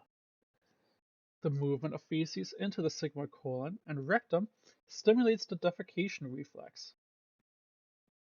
The rectal wall stretches and the tonically constricted internal or sphincter relaxes, creating the urge to defecate. The defecation reflex can be overridden voluntarily by contraction of the external anal sphincter and muscles of the pelvic floor. The rectal wall gradually relaxes, reducing tension, and the urge to defecate passes. Retrograde contraction of the rectum may displace the feces out of the rectal vault until a more convenient time for evacuation. Pain or fear of pain associated with defecation can inhibit the defecation reflex. The defecation reflex is regulated by parasympathetic cholinergic fibers. Voluntary inhibition or facilitation of defecation is mediated from cortical projections onto the medulla and down to sacral segments of the cord. Squatting and sitting facilitates defecation because these positions straighten the angle between the rectum and anal canal and increases the efficiency of straining, that increased intra-abdominal pressure. Intra-abdominal pressure is increased by initiating the Valsalva maneuver, inhaling and forcing the diaphragm and chest muscles against a closed glottis to increase intrathoracic and intra-abdominal pressure, which is transmitted to the rectum. So, the gastrointestinal tract and its immunity. The gastrointestinal tract plays a major role in immune defenses by killing many microorganisms. The mucosa of the intestine covers a large surface area, and mucosal secretions produce antibodies, particularly that IgA, immunoglobulin A, and enzymes that provide defenses against pathogenic microorganisms. Small intestinal Paneth cells, located near the base of the crypts of Lieberkühn, produce defensins and other antimicrobial peptides and lysozymes important to mucosal immunity. Small intestinal Peyer's patches, lymph nodules, containing collections of lymphocytes, plasma cells, and macrophages, are most numerous in the ileum and produce antimicrobial peptides and IgA as a component of the gut-associated lymph tissue in the small intestine. Pear patches are important for antigen processing and immune defense. Intestinal macrophages phagocytize pathogenic bacteria without releasing any kind of harmful inflammatory cytokines. The intestinal microbiome, the bacterial flora vary greatly in their diversity and number throughout the normal gastrointestinal tract, with increasing number of bacteria from the stomach to the distal colon. The intestinal tract is sterile at birth, but becomes colonized with E. coli, Clostridium velschi, and Streptococcus within a few hours. Within 3 to 4 weeks after birth, the normal flora is established and becomes stable by 2 years of age. There are hundreds of bacterial species, but the most common bacteria are from the genera, the bacteroides, Bifidobacterium, Eubacterium, Fusobacterium, Clostridium, and Lactobacillus. And their diversity and number vary along the length of the intestine. Genetics, diet, environmental pollution, personal hygiene, vaccination, infection, antibiotics and other drugs, and radiation exposure affect the normal composition of bacterial flora. The number and diversity of bacteria change with aging and are influenced by the diet, chronic disease, medications, and residual communities. The intestinal bacteria do not have major digestive or absorptive function, but do play a role in metabolism of bile salts, estrogens, androgens, lipids, carbohydrates, various nitrogenous substances, and drugs. They produce antimicrobial peptides, hormones, neurotransmitters, anti-inflammatory metabolites, vitamin K2, and vitamin B and B vitamins. Not sure why it's written that way. Destroy toxins, prevent pathogen colonization, and alert the immune system to protect against infection. They are important to overall health, and when altered, your dysbiosis or translocated, they cause disease. The normal flora do not have a virulence factor associated with pathogenic microorganisms, thus permitting immune tolerances. The gastrointestinal microbiota also have regulatory influences on systemic innate and adaptive immunity responses and inflammation, including expansion and activity of T cell populations, and systemic anti-inflammatory signaling. So they do quite a bit. Bacteria in the stomach are relatively sparse because of the secretion of hydrochloric acid that kills ingested pathogens or inhibits bacterial growth, with the exception of the Helicobacter pylori. Bile, acid secretion, intestinal motility, and antibody production suppress bacterial growth in the duodenum. And in the duodenum and jejunum, there is a low concentration of aerobes, primarily Streptococci, Lactobacillus, Staphylococci, Enterobacteria, and bacteroides. Anaerobes are found distal to the ileocecal valve. They constitute about 95% of the fecal flora in the colon and contribute to 1/3 of the solid bulk, that is, feces. Your splanchnic blood flow. The splanchnic blood flow provides blood to the esophagus, stomach, small and large intestine, liver, gallbladder, pancreas, and spleen. Blood flow is regulated by the cardiac output and blood volume. The autonomic nervous system, hormones and local autoregulation or regulatory blood flow mechanisms. The splanchnic circulation serves as an important reservoir of blood volume to maintain a circulation to the heart and lungs when needed. The superior and inferior mesenteric arteries provide the blood supply to the large intestine. So here we're taking a look at the major blood vessels and organs supplied with blood in the splanchnic circulation. Number in the parentheses reflect approximate blood flow values for each major vessel in a 80 kilogram normal resting adult human subject. Arrows indicate the direction of the blood flow. So I'll leave that picture up for just a moment. You'll take a look at it, and we'll take it from there. Because we still have ways to go. The accessory organs of digestion. Now we're getting to the nitty-gritty of it. The liver, gallbladder, and exocrine pancreas all secrete substances necessary for the digestion of chyme.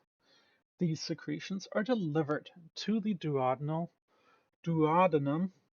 through the sphincter of Oddi at the major duodenal papilla of Fata. Of the father, sure. The liver produces bile, which contains salts necessary for fat emulsification and absorption. Between meals, bile is stored in the gallbladder. The exocrine pancreas produces enzymes needed for the complete digestion of carbohydrates, proteins, and fats. The exocrine pancreas also produces an alkaline fluid that neutralizes chyme, creating a duodenal pH that supports enzymatic action. The liver receives nutrients absorbed by the small intestine and metabolizes or synthesizes these nutrients into forms that can be absorbed by the body's cells. It then releases the nutrients into the bloodstream or stores them for later use.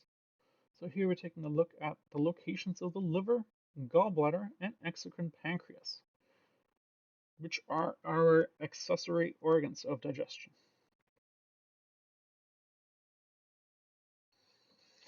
The liver. I'll leave it like this.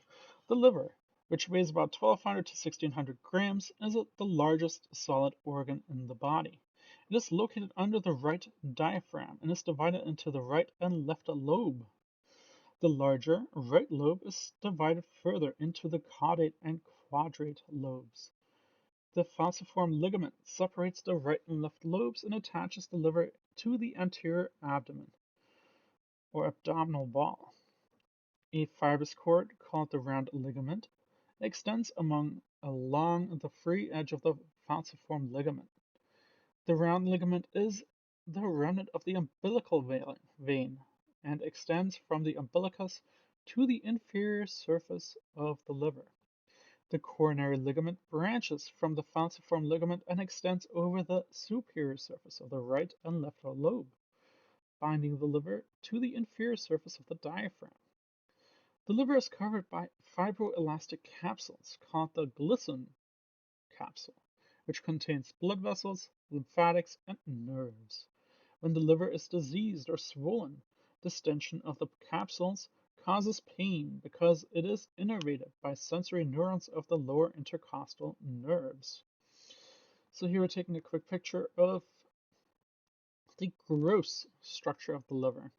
An anterior surface, and then the visceral surface. Not sure why I have to call it gross though. Digestion. The metabolic functions of the liver require a large amount of blood. The liver receives blood from both arterial and venous sources. The hepatic artery is formed by the confluence of superior mesenteric and splenic vein and receives blood from the inferior mesenteric, gastric, and cystic veins. It provides oxygenated blood to the liver at a rate of about 400 to 500 ml per minute, which is about 25% of the cardiac output. The hepatic portal vein, which receives deoxygenated blood from the inferior and superior mesenteric veins, and the splenic vein, delivers about 1 liter to 1,200 ml per minute of blood to the liver. The hepatic portal vein carries about 70% of the blood to the liver, is rich in nutrients and have been absorbed by the intestinal tract. So here we're taking a look at the hepatic portal circulation. In this unusual circulatory route, a vein is located between two capillary beds. The hepatic portal vein collects blood from the capillaries and visceral structures located in the abdomen and empties into the liver for distribution to the hepatic capillaries. Hepatic veins return blood to the inferior vena cava. So, within the liver, lobes are multiple. Within the liver, lobes are multiple, smaller anatomic units called liver lobules. The lobules are formed of cords or plates of hepatocytes, which are functional cells of the liver. These cells are capable of regeneration, therefore damaged or resected liver tissue can regrow.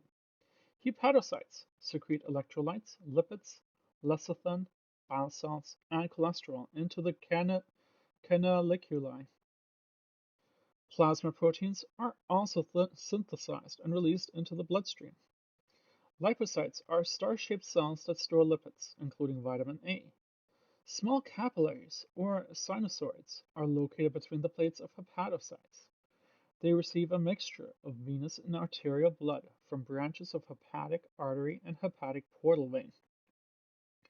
Blood from the sinusoids drains into a central vein in the middle of each liver lobule. Venous blood from the lobules then flow into the hepatic vein, which empty into the inferior vena cava. The sinusoids of the liver lobules are lined with highly permeable endothelium. Their permeability enhances the transport of nutrients from the sinusoids into the hepatocytes, where they are metabolized. So here we're taking a look at the diagrammatic representation of a liver lobule. A central vein is located in the center of the lobule, with plates of hepatocytes disposed radially. Branches of the portal vein and the hepatic artery are located on the periphery of the lobule, and blood from both vessels perfuses the sinusoids. Peripherally located bile ducts drain the bile canaliculi that run between the hepatophages.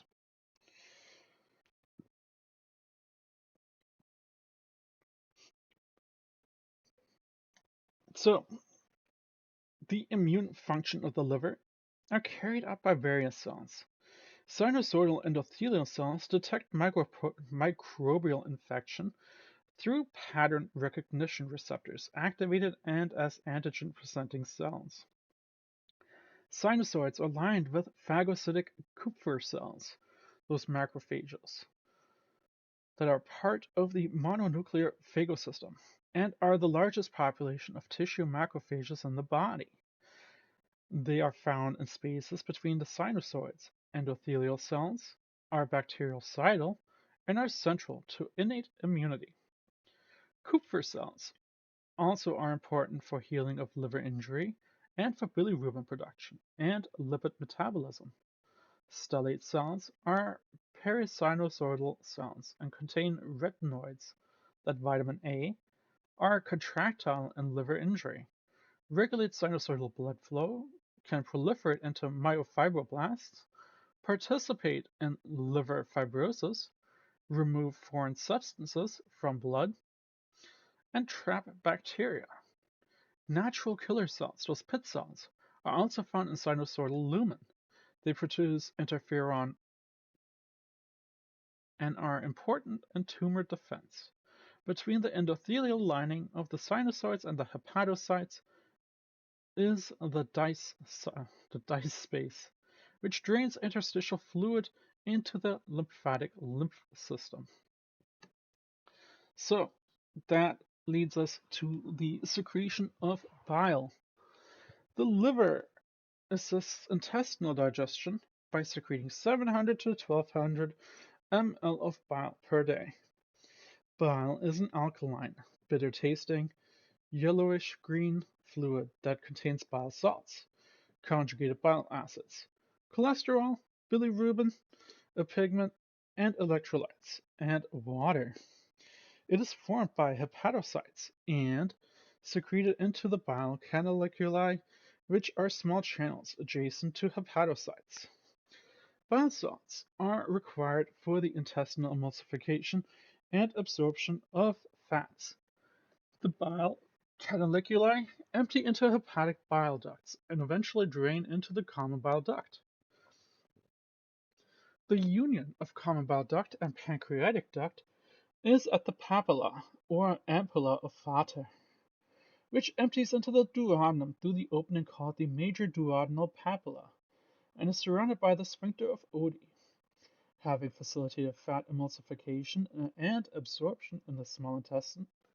Most bile salts are actively absorbed in the terminal ileum and return to the liver through the portal circulation for resecretion.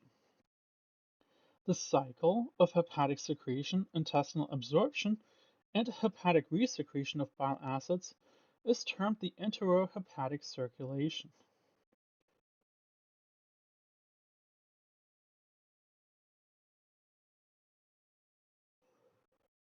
So here you have the enterohepatic circulation of bile salts. Starting at the liver, I'm going to leave this up for just a moment and we'll continue right along.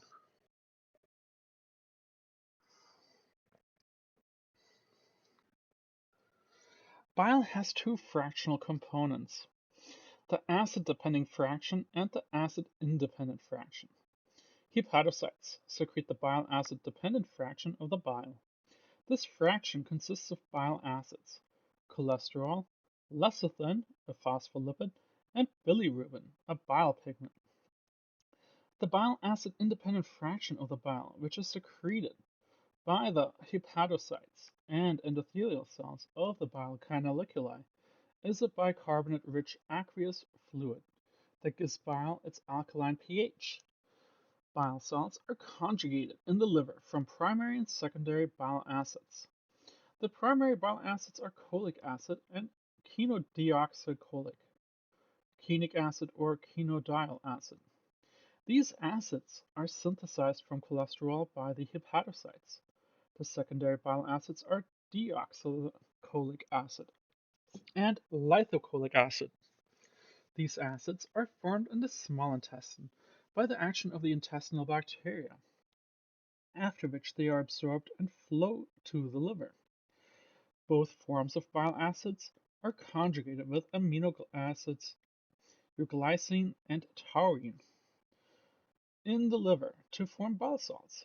Conjugation makes the bile acids more water soluble, thus restricting their diffusion from the duodenum and ileum. The primary and secondary bile acids together form the bile acid pool. Some bile salts are deconjugated by intestinal bacteria to secondary bile acids. These acids diffuse passively into the portal blood from both small and large intestines. An increase in the plasma concentration of bile acids accelerates the uptake and resecretion of bile acids and salts by the hepatocytes. Bile secretion is called choleresis. A choleric agent is a substance that stimulates the liver to secrete bile. One strong stimulus is a high concentration of bile salts. Other cholereterics include secretin, which increases the rate of bile flow by promoting the secretion of bicarbonate from canaliculi and other intrahepatic bile ducts. Cholecystokinin and vagal stimulation. Your metabolism of bilirubin. Bilirubin is a byproduct of destruction of aged red blood cells. It gives bile a greenish-black color and produces the yellow tinge of jaundice. Aged red blood cells are taken up and destroyed by macrophages of the mononuclear phagocytic system, primarily in the spleen and liver. In the liver, these macrophages are Kupffer cells. So, within these cells, hemoglobin is separated into the component parts, heme and globin. The globin component is further degraded into its constituent amino acid, which are recycled to form new protein. The heme moiety is converted to biliverdin by the enzymatic heme oxygenase, cleavage of iron. The iron attaches to transform in the plasma and can be stored in the liver, or used by the bone marrow to make new red blood cells. The biliverdin is enzymatically converted to bilirubin in the macrophage and then is released into the plasma. In the plasma, bilirubin binds to albumin and is known as unconjugated bilirubin or free bilirubin, which is lipid soluble. Unconjugated bilirubin also has a role as an antioxidant and provides cytoprotection.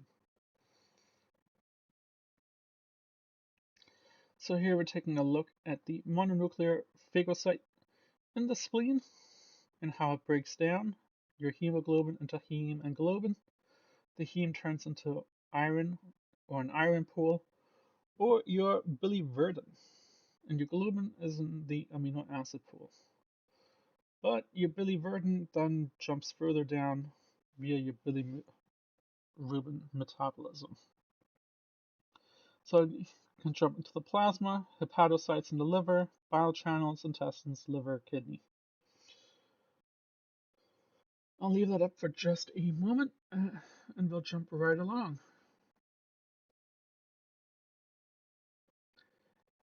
In the liver, unconjugated bilirubin moves from plasma in the sinusoids into the hepatocytes.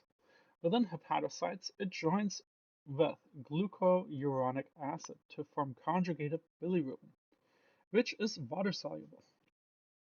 Conjugation transforms bilirubin from a lipid-soluble substance that can cross biologic membranes to a water-soluble substance that can be excreted in the bile. When conjugated bilirubin reaches the distal ileum and colon, it is deconjugated by bacteria and converted to urobilinogen. Urobilinogen is then reabsorbed in the intestines and transported to the kidneys, where it is excreted in the urine as urobilin, giving urine its yellow color. A small amount of urobilin is recirculated back into the liver and eliminated in feces as stercobilin, which contributes to the stool's brown pigmentation.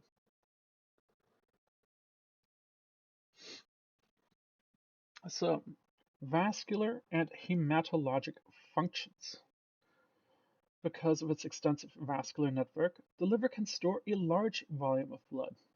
The amount stored at any one time depends on the pressure relationships in the arteries and the veins. The liver also can release blood to maintain a systemic circulatory volume in events of hemorrhage. The liver also has hemostatic functions. It synthesizes most of the clotting factor, your vitamin K, and vitamin K2 are fat-soluble vitamins essential for the synthesis of clotting factors. Vitamin K2 also activates matrix GLA protein, which inhibits the deposits of calcium in arterial walls. Because bile salts are needed for the absorption of fats, vitamin K absorption depends on adequate bile production in the liver. Impairment of vitamin K absorption diminishes production of clotting factors and increases the risk of bleeding, which is why we always want to give vitamin K in patients who are actively bleeding, or, or if they are on anticoagulants and they are getting too much of a good thing. It's that beautiful, beautiful antidote. So, metabolism of nutrients are fats. Ingested fat absorbed by lacteals in the intestinal villi enters the liver through the lymphatics, primarily as triglycerides. In the liver, the triglycerides can be hydrolyzed to glycerol and free fatty acids and used to produce metabolic energy adenosine triphosphase, ATP, or they can be released into the bloodstream bound to proteins, your lipoproteins. The lipoproteins are carried by the blood to adipose cells for storage. The liver also can synthesize phospholipids and cholesterol, which are needed for the hepatic production of bile salts, steroid hormones, components of plasma membranes, and other special molecules. Your proteins. Protein synthesis requires the presence of all essential amino acids, as well as non-essential amino acids. Protein Proteins perform many important functions in the body and are summarized here on this table. Your contraction, energy, fluid balance, protection, regulation, structure, transport, and coagulation. Within hepatocytes, amino acids are converted to carbohydrates by the removal of ammonia, a process known as deamination. The ammonia is converted to urea by the liver and passes into the blood to be excreted by the kidneys. The plasma proteins, including albumins and alpha and beta globulins, are synthesized by the liver. The liver also synthesizes several non-essential amino acids and serum enzymes that become elevated with liver injury. So, if we're looking at our aspartate aminotransferase, or AST, called serum glutamate oxaloacetate transaminase, also present in red blood cells and skeletal muscle. That aspartate aminotransferase transfers an alpha amino group between aspartate and glutamate. Then we have the alanine aminotransferase, or ALT, previously called serum glutamate pyruvate transaminase, also present in small amounts in the kidneys, heart, skeletal muscle, and pancreas. ALT transfers an amino group from alanine to alpha ketoglutarate to form pyruvate and glutamate. Lactate dehydrogenase, or LDH, catalyzes the conversion of lactate to pyruvate. LDH is widely distributed throughout the body, and different isoenzymes are found in different tissues. Your alkaline phosphatase removes phosphate groups, particularly in an alkaline environment. Your gamma glutamyl transferase transfers the gamma glutamyl moiety of glutathione to an acceptor to form glutamate and is a pro-oxidant. Reference values for the listed enzymes can be viewed at Table 41.6 later in this chapter. Your carbohydrates. The liver contributes to the stability of blood glucose levels by releasing glucose during states of hypoglycemia and taking up glucose during states of hyperglycemia and storing it as glycogen via glycogenesis, or converting it to fat. When all glycogen stores have been used up, the liver can convert amino acids and glycerol to glucose. Your metabolic detoxification. The liver alters exogenous and endogenous chemicals, your drugs, your foreign molecules and hormones to make them less toxic or less biologically active. This process, called metabolic detoxification, diminishes intestinal or renal tubular reabsorption of potentially toxic substances and facilitates their intestinal and renal secretion. In this way, alcohol, barbiturates, amphetamines, steroids, and hormones, including estrogen, aldosterone, antidiuretic hormone, and testosterone, are metabolized or detoxified, preventing excessive accumulation and adverse effects. Although metabolic detoxification is usually protective, and sometimes the end products of metabolic detoxification become toxins or active metabolites, those of alcohol metabolism, for example, are acetaldehyde and hydrogen, which can damage hepatocytes. Acetaldehyde damages cellular mitochondria, and the excess hydrogen promotes fat accumulation, impairing the liver's ability to function. Your storage of minerals and vitamins, or vitamins, depending on where you come from. The liver stores certain vitamins and minerals, including iron and copper, in times of excessive intake and releases them in times of need.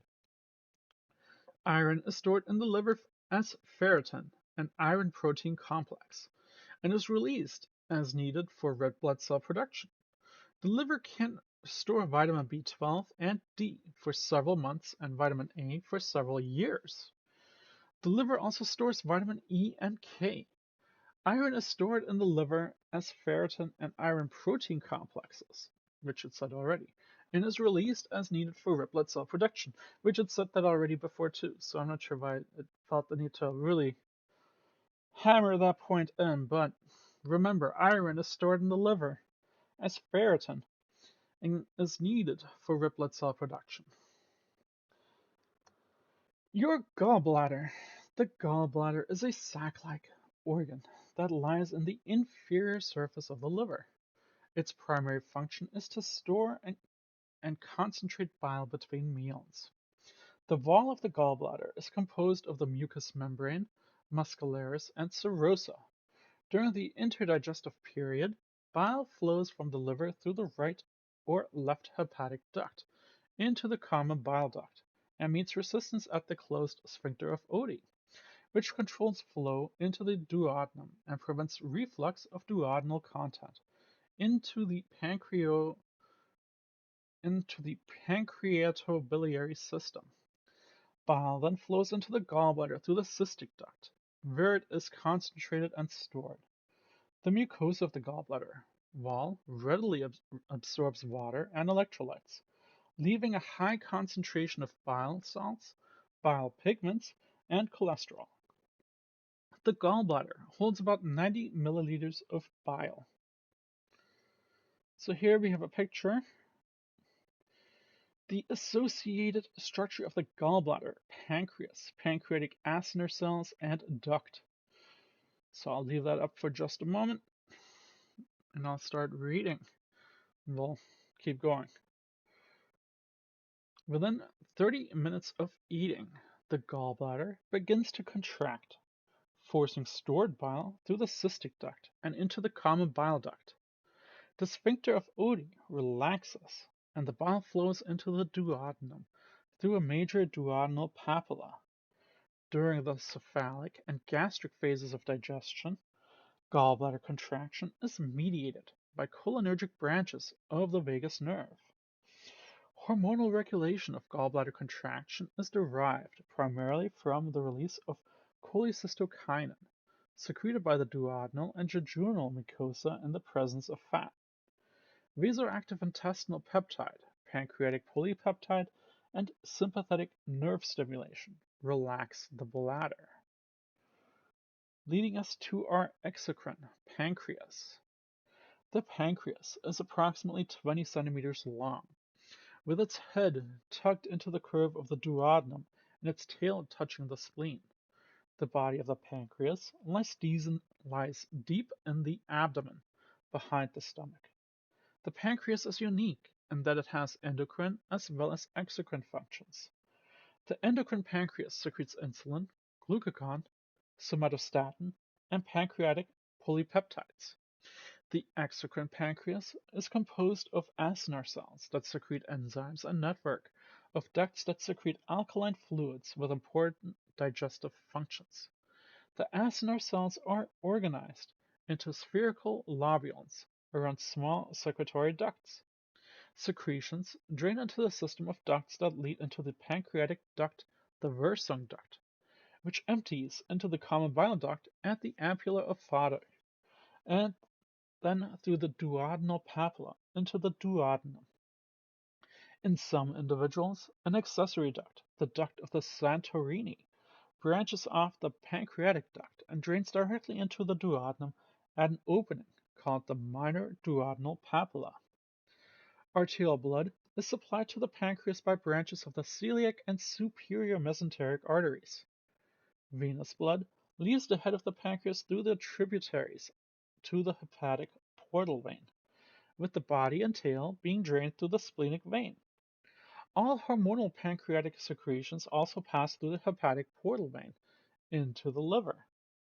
Pancreatic innervations arise from parasympathetic neurons of the vagus nerve, which stimulate enzymatic and hormonal secretion.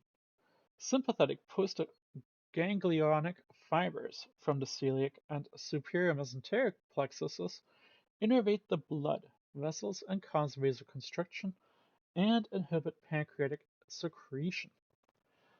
The aqueous secretion of the exocrine pancreas are isotonic and contain potassium, sodium, bicarbonate, magnesium, calcium, and chloride. Sodium and potassium concentrations are about equal to those of plasma. Pancreatic ductal cells secrete bicarbonate, and the concentration in pancreatic juice varies directly with the secretory flow rate. As bicarbonate secretion increases, chloride secretion decreases to maintain a constant anionic concentration. The highly alkaline pancreatic juice neutralizes the acidic chyme that enters the duodenum from the stomach and provides the alkaline medium needed for the actions of digestive enzymes and the intestinal absorption of fat. In the pancreas, the transport of water and electrolytes through the ductal epithelium involves active and passive mechanisms. The ductal cells actively transport hydrogen into the blood and bicarbonate into the duct lumen. Potassium and chloride are secreted by diffusion according to changes in electrochemical potential gradients. As the secretion flows down the duct, water is osmotically transported into the pancreatic juice until it becomes isoosmotic. At low flow rates, bicarbonate is exchanged passively for chloride, but at higher flow rates, there is less time for that exchange and the bicarbonate concentration increases. Because eating stimulates the flow of pancreatic juice, the juice is most alkaline when it's needed to be, during digestion. The pancreatic enzymes hydrolyze proteins, proteases, carbohydrates, amylases, and fats, your lipases. Your proteolytic protein digesting enzymes, proteases, include trypsin, chymotrypsin, carboxypeptidase, and elastase. These enzymes are secreted in their inactive forms, that is, as trypsinogen, chymotrypsinogen, and procarboxypeptidase, to protect the pancreas from digestive effects of its own enzymes. For further protection, the pancreas produces trypsin inhibitor, which prevents the activation of proteolytic enzymes while they are in the pancreas.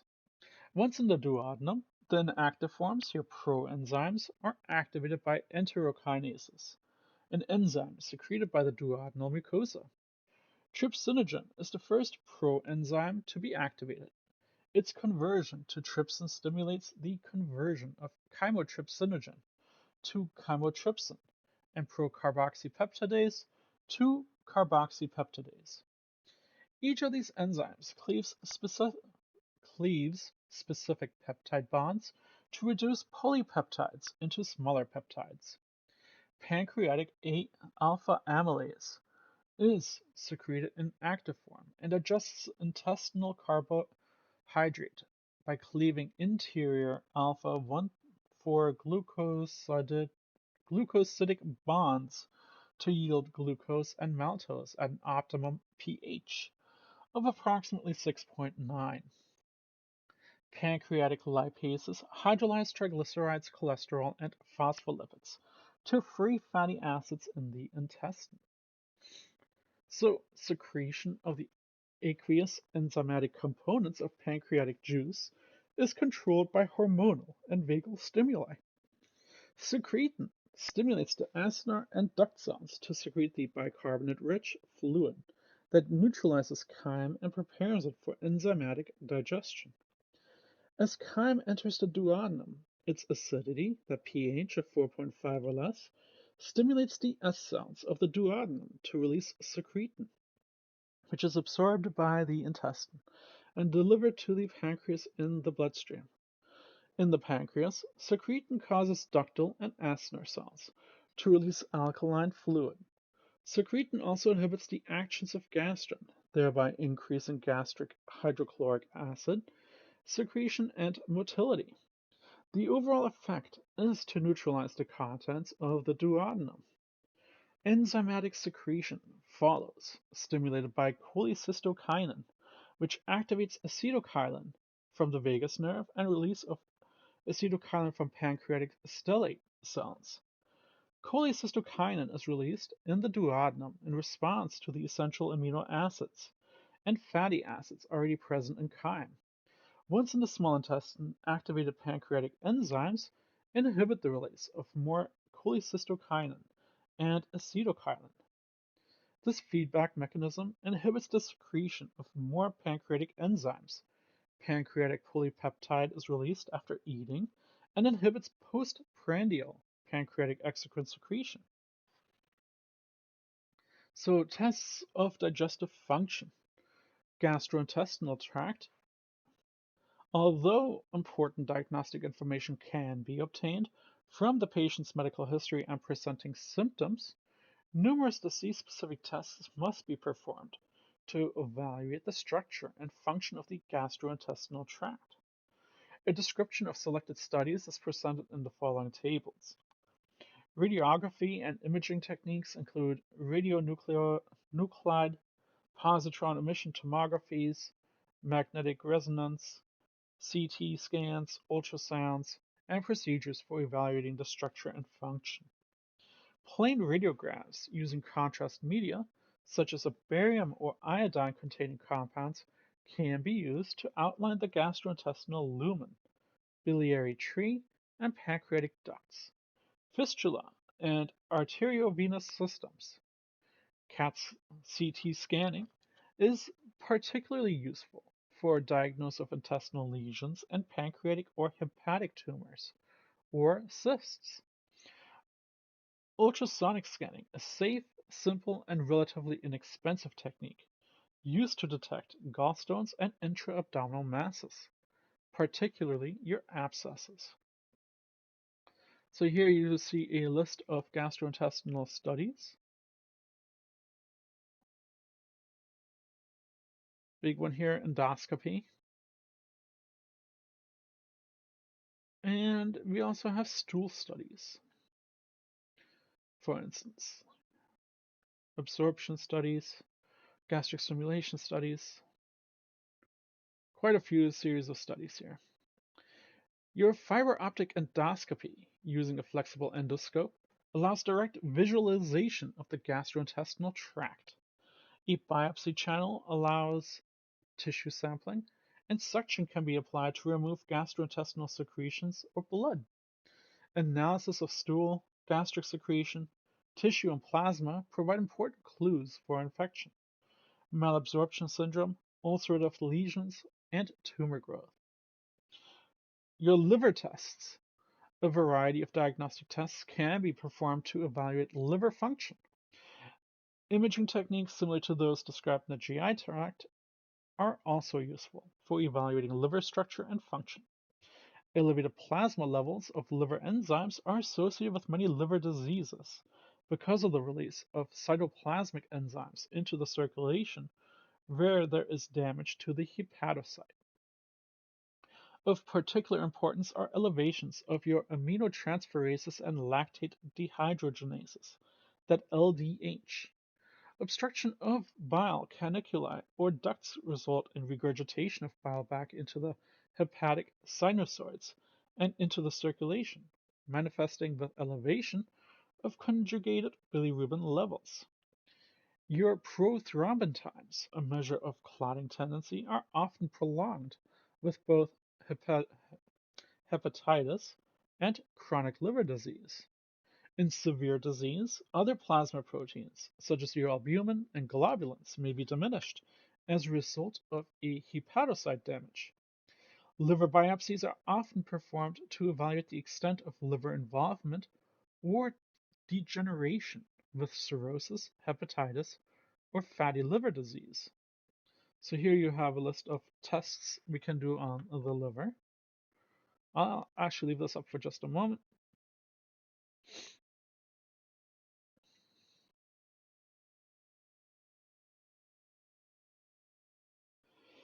And finally, testing on the gallbladder. The evaluation and structure alterations in the gallbladder may be achieved by the various imaging techniques, again summarized previously.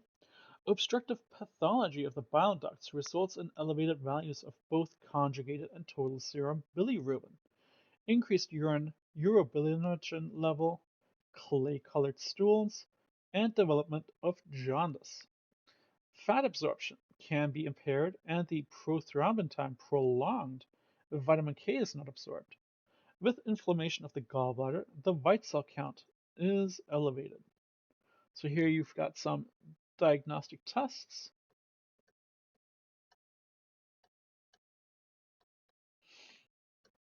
Again, most of these are very similar to what we've seen already. And then your exocrine pancreas. Tests of the pancreatic function are summarized again on the next table. Evaluation of serum lipase and urinary amylase provides particularly significant measures of pancreatic injury. Inflammation or obstruction of the pancreas result in an early increase in serum amylase levels. Serum lipase levels remain elevated after serum amylase has returned to the normal levels and provide greater sensitivity with delayed presentation of pancreatitis. The elevation of urine amylase level also occurs after 48 hours when serum amylase have returned to normal levels. Urinary trypsinogen 2, available as a dipstick, is used to diagnose acute pancreatitis and is comparable to serum amylase and lipase. Increased stool fat can also reflect pancreatic insufficiency caused by a decreased lipase secretion when the biliary function is normal. So here are some selected tests for the pancreatic.